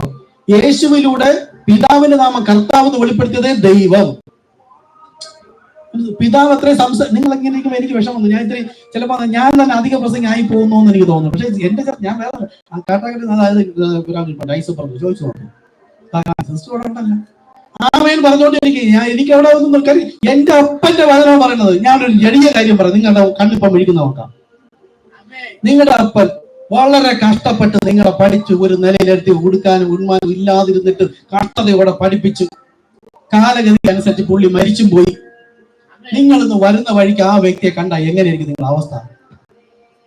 മരിച്ചു പോയതിനു ശേഷം നിങ്ങൾ ആ വ്യക്തിയെ കാണുമ്പോൾ അദ്ദേഹം ജീവിച്ചിരുന്നപ്പോൾ എനിക്ക് വേണ്ടി ചെയ്ത ഓരോന്നും നിങ്ങൾ അയവിറക്കി നിൽക്കുമ്പോൾ പെട്ടെന്നൊന്ന് മുമ്പിൽ വന്നാൽ നിങ്ങളുടെ അവസ്ഥ ഒന്ന് ആലോചിച്ച് നോക്കും. ഓടിച്ചെന്ന് കെട്ടിപ്പിടിച്ച് അപ്പയായാലും അമ്മയായാലും എന്തൊരു സ്നേഹം! പെറ്റമ്മ മറന്നാലും മറക്കാത്ത സ്നേഹമാണ് കർത്താവ് നമ്മളോട് കാണിച്ചത്. ആ യേശുവിന്റെ വചനം പറയുമ്പോൾ നിങ്ങൾക്ക് എങ്ങനെയാണ് ഇങ്ങനെ ഇരിക്കാൻ കഴിയുന്ന ഞാൻ ആലോചിക്കുന്നത്. ദൈവത്തിന്റെ ആത്മാവ് പ്രാപിച്ചുകൊണ്ട് എങ്ങനെ അടങ്ങിയിരിക്കാൻ കഴിയുന്ന ജീവനുള്ളവർ. ഏത് ജീവൻ? യേശു പറഞ്ഞു, യോഹന്നാൻ 17 പറഞ്ഞു, ഞാൻ പോയി മടങ്ങി വന്ന് നിങ്ങളോട് കൂടെ വസിക്കും. ഞാൻ ജീവിക്കുന്നത് കൊണ്ട് നിങ്ങളും ജീവിക്കും. അതായത് യേശു എന്ന ഞാൻ തന്നെ പോയി പരിശുദ്ധാത്മാവായി നിങ്ങളുടെ ഉള്ളിൽ ഇരിക്കുമ്പോഴാണ് നിത്യജീവൻ പ്രാപിക്കുന്നത്. അവനാണ് ജീവിക്കുന്നത്, അവനാണ് ജീവനുള്ളവർ. ആ ജീവനുള്ളവരൊക്കെ യഹോവയെ സ്തുതിക്കട്ടെ എന്നാണ്. അപ്പൊ പുത്രന്റെ ബ്രദർ മനസ്സിലാവുന്നതും ബൈബിൾ കോളേജിലൊക്കെ പഠിച്ചു വയ്ക്കാൻ ഇപ്പോഴും മനസ്സിലാക്കിക്കൊണ്ട് പോവുക. പിതാവ് പുത്രൻ പരിശുദ്ധാത്മാവിന്റെ നാമത്തിൽ എന്ന് യേശു പറഞ്ഞിട്ട് ഇന്നും ബൈബിൾ കോളേജിൽ സെമിനാരി പഠിച്ച മഹാപുരോഹിതൻ, അവർ വാസ്തവത്തിൽ ആരാണെന്ന് അറിയാം, എതിർ ക്രിസ്തുവാണ്. യേശു പറഞ്ഞ കള്ളക്രിസ്തുക്കളും കള്ളപ്രവാചകന്മാരും അവരാ. ഇന്നലെ എന്നെ എറണാകുളത്ത് 2-3 സഹോദരിമാരെ വിളിച്ചിരിക്കുകയാണ്. നമ്മുടെ ഒരു മെസ്സേജ് അന്ത്യകാല അഭിഷിക്തർ എന്ന് ഇട്ടുകൊടുത്തു. നമ്മൾ ചർച്ചിലിട്ട് അവർ കരയാണ്. 2 സഹോദരന്മാരെ വിളിച്ചിട്ട് കരയാണ്. അന്ത്യകാല അഭിഷിക്തർ, കള്ളപുരോഹിതന്മാരും കള്ളപ്രവാചകന്മാരും എഴുന്നേറ്റ് വലിയ അത്ഭുതങ്ങളും അടയാളം കാണിച്ചിട്ട് ഈ വചനം മുഴുവൻ തെറ്റായി അവർ ഇരുന്നാണ് യേശുനാമ സഭയിലാണ് ഇരുന്നത്. ഇപ്പൊ അത് വിട്ട് ഇന്ന് ലൈവായിട്ടിരിക്കുകയാണ്. അവര് വലിയ വ്യക്തിയുണ്ട്, ലൈവായിട്ടിരിക്കുകയാണ്. ഇനി ആ സഭ എന്തിനു തെറ്റായ മഞ്ഞ കഴിക്കാൻ പോണോന്നാ അന്ത്യകാല അഭിഷിക്തർ കേട്ടപ്പോ അവര് ഉപദേശിക്കുന്ന മുഴുവൻ മരണമാണ്. മരണം, മരണം, ദുരുപദേശം. ജീവൻ പ്രാപിക്കാൻ നമുക്കിവിടെ ഇരിക്കാം, കേൾക്കാം. അത് ലൈവായിട്ട് കൊടുത്തിരിക്കുന്നവർക്ക്. അപ്പൊ ഈ മഹാപുരോഹിതന്മാർ ഈ നാമത്തെ നിഷേധിക്കുന്നു. സ്നാനത്തിന് യേശുക്രിസ്തു നാമം ഉപയോഗിക്കില്ല, വിവാഹത്തിന് യേശുക്രിസ്തു നാമം ഉപയോഗിക്കില്ല, മരണാടക ശുശ്രൂഷയ്ക്ക് യേശുക്രിസ്തു നാമം ഉപയോഗിക്കില്ല, കുഞ്ഞുങ്ങളുടെ പ്രതിഷ്ഠ, വീടിന്റെ ഒന്നിനും ഉപയോഗിക്കില്ല. വലിയ ദൈവദാസന്മാർ, എതിർ ക്രിസ്തുക്കളാ. അപ്പൊ നമുക്ക് പിതാവിന്റെയും ഇവിടെ നിർത്താൻ ഞാൻ ഇപ്പൊ പിതാവിന്റെയും പുത്രന്റെ പരിശുദ്ധാത്മാവിന്റെ നാമം ആര് എന്ന് ദൈവം പറയുന്ന കാര്യം നിന്ന് വിട്ടത്. പുത്രനിലൂടെ ദൈവം സംസാരിച്ചു, പിതാവിന്റെ നാമം കർത്താവ്. ഇനി മാറ്റരുത്. എന്റെ വചനം കേട്ട് എന്നെ അയച്ചവൻ വിശ്വസിക്കുന്ന നിത്യജീവൻ. ഇത് മാറ്റിയിട്ട് വീണ്ടും പിതാവ് പിതാവ് എന്ന് സ്ഥാനപ്പെടുന്നത് പറഞ്ഞാൽ മരണമാണ്. ഇനി പുത്രന്റെ നാമം യേശുവാണെന്ന് ആത്മാവായി നിന്നപ്പോ തന്നെ ദൈവം പറഞ്ഞിരിക്കുന്നു. കന്യക ഗർഭിണിയായ ഒരു മകനെ പ്രസവിക്കും, അവന് യേശു എന്ന് പേരിടണം. ലൂക്കോസ് 1:31 പറയുന്നുണ്ട് യേശു എന്ന് പേരിടണം. അപ്പൊ പുത്രന്റെ നാമം യേശു എന്ന് ദൈവം വെളിപ്പെടുത്തി, പിതാവിന്റെ നാമം കർത്താവ് എന്ന് ഈ പുത്രനിലൂടെ ദൈവം വെളിപ്പെടുത്തി. അടുത്ത് യേശു നിന്നപ്പോൾ അപ്പോസ്തലന്മാർ ചോദിച്ചു, നിങ്ങൾ എന്നെ ആരെന്ന് പറയുന്നു? പത്രോസ് പറഞ്ഞു, നീ ക്രിസ്തു. അപ്പോൾ ഈ യേശു അകത്തെ ദൈവം തന്നെ പറയുന്നു, സ്വർഗ്ഗസ്ഥനായ എന്റെ പിതാവ് അത്രേ. ദൈവം വെളിപ്പെടുത്തി പരിശുദ്ധാത്മാവിന്റെ നാമം ക്രിസ്തു. ഇത് കേൾക്കുമ്പോൾ നിങ്ങളുടെ ആത്മാവ് ഉണരുന്നുണ്ടോ? ലോകത്ത് ഒന്ന് നോക്കിയാൽ ബ്രദറെ, കോടിക്കണക്കിന് ജനം അന്ധരായി മരണത്തിലേക്ക് പോകുന്നത് കണ്ടിട്ടാണ് യേശു പറഞ്ഞത്, നോഹയുടെ കാലം പോലെ. അതിനിടയിൽ നിന്ന് ദൈവം നമ്മളെ ഒരു യോഗ്യതയില്ലാത്തവരാ, ജീവിതം കൊണ്ടും വിദ്യാഭ്യാസം കൊണ്ടും എല്ലാ തരത്തിലും തകർന്ന മനുഷ്യരാ, സ്വന്തക്കാരും ബന്ധുക്കാരും വിളക്കുന്ന എണ്ണിയതാ. ഇനിയും ഈ നാമം നിമിത്തം നിങ്ങൾക്ക് പഴി ദൂഷി നിന്ന പരിഹാസമുണ്ട്. അപ്പോൾ അവർ നമ്മളെ കളിയാക്കും, നിങ്ങൾ കരയും, അവർ സന്തോഷിക്കും, എന്നാൽ നിങ്ങളുടെ ദുഃഖം സന്തോഷമായി മാറും. എന്തുകൊണ്ടെന്നാൽ നിങ്ങളുടെ പേർ ജീവപുസ്തകത്തിലുണ്ട്. എഴുന്നേൽക്കാം, പ്രാർത്ഥിക്കാം. അപ്പൊ വില്യം മരിയം ബ്രൻഹാമിനെ ദൈവം ഉപയോഗിച്ചത് അപ്പോസ്തലന്മാരിലൂടെ കർത്താവ് പഠിപ്പിച്ച ഉപദേശം, വിശ്വാസം, പ്രത്യാശ, കൈവെപ്പ്, കൂട്ടായ്മ, ഇതിനെല്ലാം വ്യത്യസ്തമായി തന്നതുകൊണ്ട് ശരിയായത് ഉപദേശിക്കാൻ ദൈവം ഒരു വ്യക്തിയെ ഉപയോഗിച്ചാണ്. നിങ്ങൾ പത്രോസ് എന്ന ജഡശരി കണ്ണടച്ച് നിൽക്കുക, ധ്യാനിക്കുക. നിങ്ങൾക്ക് ഓർമ്മിക്കാൻ ധ്യാനിക്കാൻ വേണ്ടി പറഞ്ഞു തരികയാണ്. ആത്മാവിലായിരിക്കുക. അപ്പോസ്തലർ 2:39 പത്രോസ് പറഞ്ഞത് നമുക്ക് വേണ്ട, യേശു പറഞ്ഞത് മതി എന്ന് പറഞ്ഞുകൊണ്ട് പോകുന്നവർ അങ്ങനെ അല്ല പറയേണ്ടത്. പത്രോസ് പറഞ്ഞതല്ല, പത്രോസിൽ ഇരുന്നുകൊണ്ട് ഇതേ കർത്താവാണ് നമ്മോട് പറഞ്ഞത് എന്ന് കാണാൻ കഴിയാത്തവരുടെ ഇടയിലായിരുന്ന നമ്മെ കാലത്തികവിൽ കർത്താവ് വിളിച്ചു പുറത്തേക്ക് കൊണ്ടുവന്ന് ഇന്ന് എന്റെ ജനമായുള്ളവരെ എന്ന് കർത്താവ് വിളിക്കുന്നു. ഗോതമ്പിനെ കളപ്പുരയിലേക്ക് ശേഖരിക്കുന്നത് ഇപ്പോഴാണ്. യേശു വിതച്ച വിത്തും പിശാച് മൂടുപടം ഇട്ടുകൊണ്ട് വിതച്ച വിത്തും രണ്ടും കൊയ്ത്തോളം വളരട്ടെ. ഇതാ സഭകളിൽ ഇരിക്കുന്നു. അന്ത്യനാളായപ്പോൾ ദൈവം സ്വർഗത്തിന്റെ രീതിയാ. കഴിഞ്ഞ പ്രാവശ്യം നമ്മൾ പറഞ്ഞത് എന്താ? നോഹയുടെ കാലത്ത് ദൈവം കണ്ണടച്ച് നിൽക്കുക, നോഹയുടെ കാലത്ത് പോലെ ആകുമെന്ന് പറഞ്ഞെങ്കിൽ നോഹയുടെ കാലത്ത് നോഹ ചെന്ന് പറഞ്ഞു കേട്ട മനുഷ്യരാരും വന്നില്ല. പക്ഷെ ദൈവം അറിയിച്ച മൃഗങ്ങൾ മുഴുവനും വന്നു. നോഹ മൃഗത്തോട് സംസാരിച്ചില്ല. അപ്പോൾ ദൈവ ശബ്ദം കേട്ട് ദൈവത്തിന് എന്തോ പ്രവർത്തിക്കേണ്ട സമയം എന്നതുപോലെ ഇന്ന് വില്യം മരിയം ബ്രൻഹാമിലൂടെ പണ്ട് അപ്പോസ്തലന്മാരോട് പറഞ്ഞിരുന്നതിനെല്ലാം തെറ്റി പഠിപ്പിച്ചിരുന്നത് ഒരു വ്യക്തിയിലൂടെ. ആ വ്യക്തിക്കല്ല പ്രാധാന്യം, പരിശുദ്ധാത്മ ദൈവം അകത്തിരുന്നു കൊണ്ട് സംസാരിച്ചപ്പോൾ നമ്മൾ വില്യം ബ്രൻഹാമിന്റെ ശബ്ദമല്ല കേട്ടത്, നമ്മുടെ അകത്തേക്ക് വന്ന വചനവും വെളിപ്പാടും ദൈവ ശബ്ദം എന്ന് കേട്ടിട്ടാണ് നമ്മൾ അവിടെ വിട്ട് പുറത്തേക്ക് വന്നത്. ഇന്ന് ശരിയായ 1 കൊരിന്ത്യർ 4:15-16 പറയുന്നത് പോലെ ആത്മാവിനാൽ ജനിപ്പിച്ചവർ ഏറെയില്ല. നിങ്ങൾക്ക് 10,000 ഗുരുക്കന്മാരുണ്ടെങ്കിലും ആത്മാവിനാൽ ജനിപ്പിച്ചവർ ഏറെയില്ല. അത് ഞാൻ തന്നെയല്ലയോ?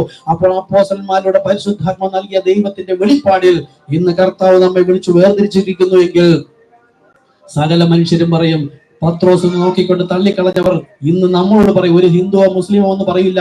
പത്രോസ് എന്ന ജഡശരീരം നോക്കിക്കൊണ്ട് അകത്തിരുന്ന ആത്മാവിനെ കാണാതെ തള്ളിക്കളഞ്ഞവർ തന്നെ പറയും, വില്യം ബ്രൻഹാം എന്ന ഒരാളിന്റെ പുറകെ പോകുന്നു. ഒരിക്കലും നമ്മൾ ഒരു വ്യക്തിയുടെ പുറകെ അല്ല, നമ്മൾ വചനത്തിലാണ് വേരൂന്നിയിരിക്കുന്നതെന്ന് അവർക്ക് മനസ്സിലാകാത്തത് കൊണ്ടാണ് അവരെ ഓർത്ത് പ്രാർത്ഥിക്കുക, കർത്താവുടെ ആത്മക്കണ്ണ് തുറന്നു കൊടുക്കട്ടെ. കരുണയുള്ള കർത്താവേ, ഈ കാലം നോഹയുടെ കാലം പോലെയാകും. നോഹ എന്ന് പറഞ്ഞപ്പോൾ ലോകത്തിന് വിരുദ്ധമായിരുന്നു. ഒരു തുള്ളി മഴ പോലും മുകളിൽ നിന്ന് താഴേക്കല്ല വന്നിരുന്നത്, ഭൂമിക്ക് അടിയിൽ നിന്ന് മഞ്ഞു പൊങ്ങി മുകളിലേക്ക് വന്ന് ജലസേന നടത്തിക്കൊണ്ടിരുന്നപ്പോൾ അതിന് നേരെ വിപരീതമായി മുകളിൽ നിന്ന് താഴേക്ക് വെള്ളം വരുമെന്ന് അസാധ്യം. ശാസ്ത്രീയമായി പരിശോധിച്ചാൽ കാർമേഘം പോലും കാണാനില്ലാത്ത ഒരു കാലമായിരുന്നു. അതുപോലെ ഇന്ന് ലോകത്തിന്റെ ക്രിസ്ത്യാനികളായിരിക്കുന്ന ജനത്തിന്റെ ഇടയിലേക്ക് എളിയരായ നമ്മൾ ചെന്ന് പറയുമ്പോൾ അവർ ലോകപ്രകാരം നോക്കും. പിതാവ്, പുത്രൻ, പരിശുദ്ധാത്മാവ് എന്ന് പറഞ്ഞുകൊണ്ട് ലോകപ്രകാരം സ്നാനപ്പെട്ടിരിക്കുന്നവരാണ് 99% കർത്താവായ യേശു ക്രിസ്തു നാമത്തിൽ ഒരു വഴി, ഒരു വാതിൽ, ഒരു നാമം ഇത് മാത്രമേ നൽകിയിട്ടുള്ളൂ എന്ന് പറയുമ്പോൾ അങ്ങനെ ചെയ്തിരിക്കുന്നവർ ഏറെ ഇല്ല. അതുകൊണ്ട് ഞാൻ നിങ്ങളെ കേൾക്കുന്നില്ല. അതുമല്ല, നിങ്ങളുടെ സഭയിൽ വന്ന സഭ എങ്ങനെയാ ഒരു ആട്ടിൻ തൊഴുത്ത് പോലത്തെ സഭയും അല്ല. നിങ്ങളുടെ സഭയിൽ ഇരിക്കുന്നവരോ ഡോക്ടർമാരോ എഞ്ചിനീയറോ അല്ലെങ്കിൽ വലിയ വലിയ ഉദ്യോഗസ്ഥന്മാരോ ഒന്നുമില്ല. എല്ലാം പാപികൾ, അല്ലെങ്കിൽ കണ്ടാൽ തന്നെ ഒരുമാതിരി പാവപ്പെട്ട ആൾക്കാരല്ലേ. അതെ, യേശു പാപികളെ തേടിയിട്ടാ വന്നത്, നീതിമാനെ തേടിയിട്ടല്ല. യേശുവിനെ അന്ന് മനസ്സിലായ ജനത്തെ പോലെ തന്നെയാണ് നമ്മൾ. ജ്ഞാനികൾക്കും വിവേകികൾക്കും ദൈവം തന്റെ മർമ്മം മറച്ചു വെച്ച് തന്റെ ശിശുക്കൾക്ക് വെളിപ്പെടുത്തി കൊടുത്തിരിക്കുന്നെങ്കിൽ ദൈവത്തിന്റെ മർമ്മങ്ങളും ആഴങ്ങളും ഇനിയും അറിയേണ്ടതുണ്ട്. കർത്താവായ യേശു ക്രിസ്തു നാമത്തിലെ ആ ക്രൂശ് മരണ അടക്ക പുനരുത്ഥാനം എന്ന സ്നാനം ചെയ്യാത്തതായിട്ട് ആരെങ്കിലും ഉണ്ടെങ്കിൽ നിങ്ങൾ മനുഷ്യരെ നോക്കുന്നുവെങ്കിൽ മനുഷ്യനെ പ്രീതിപ്പെടുത്തുന്നവൻ എനിക്ക് കൊള്ളാവുന്നവനല്ല.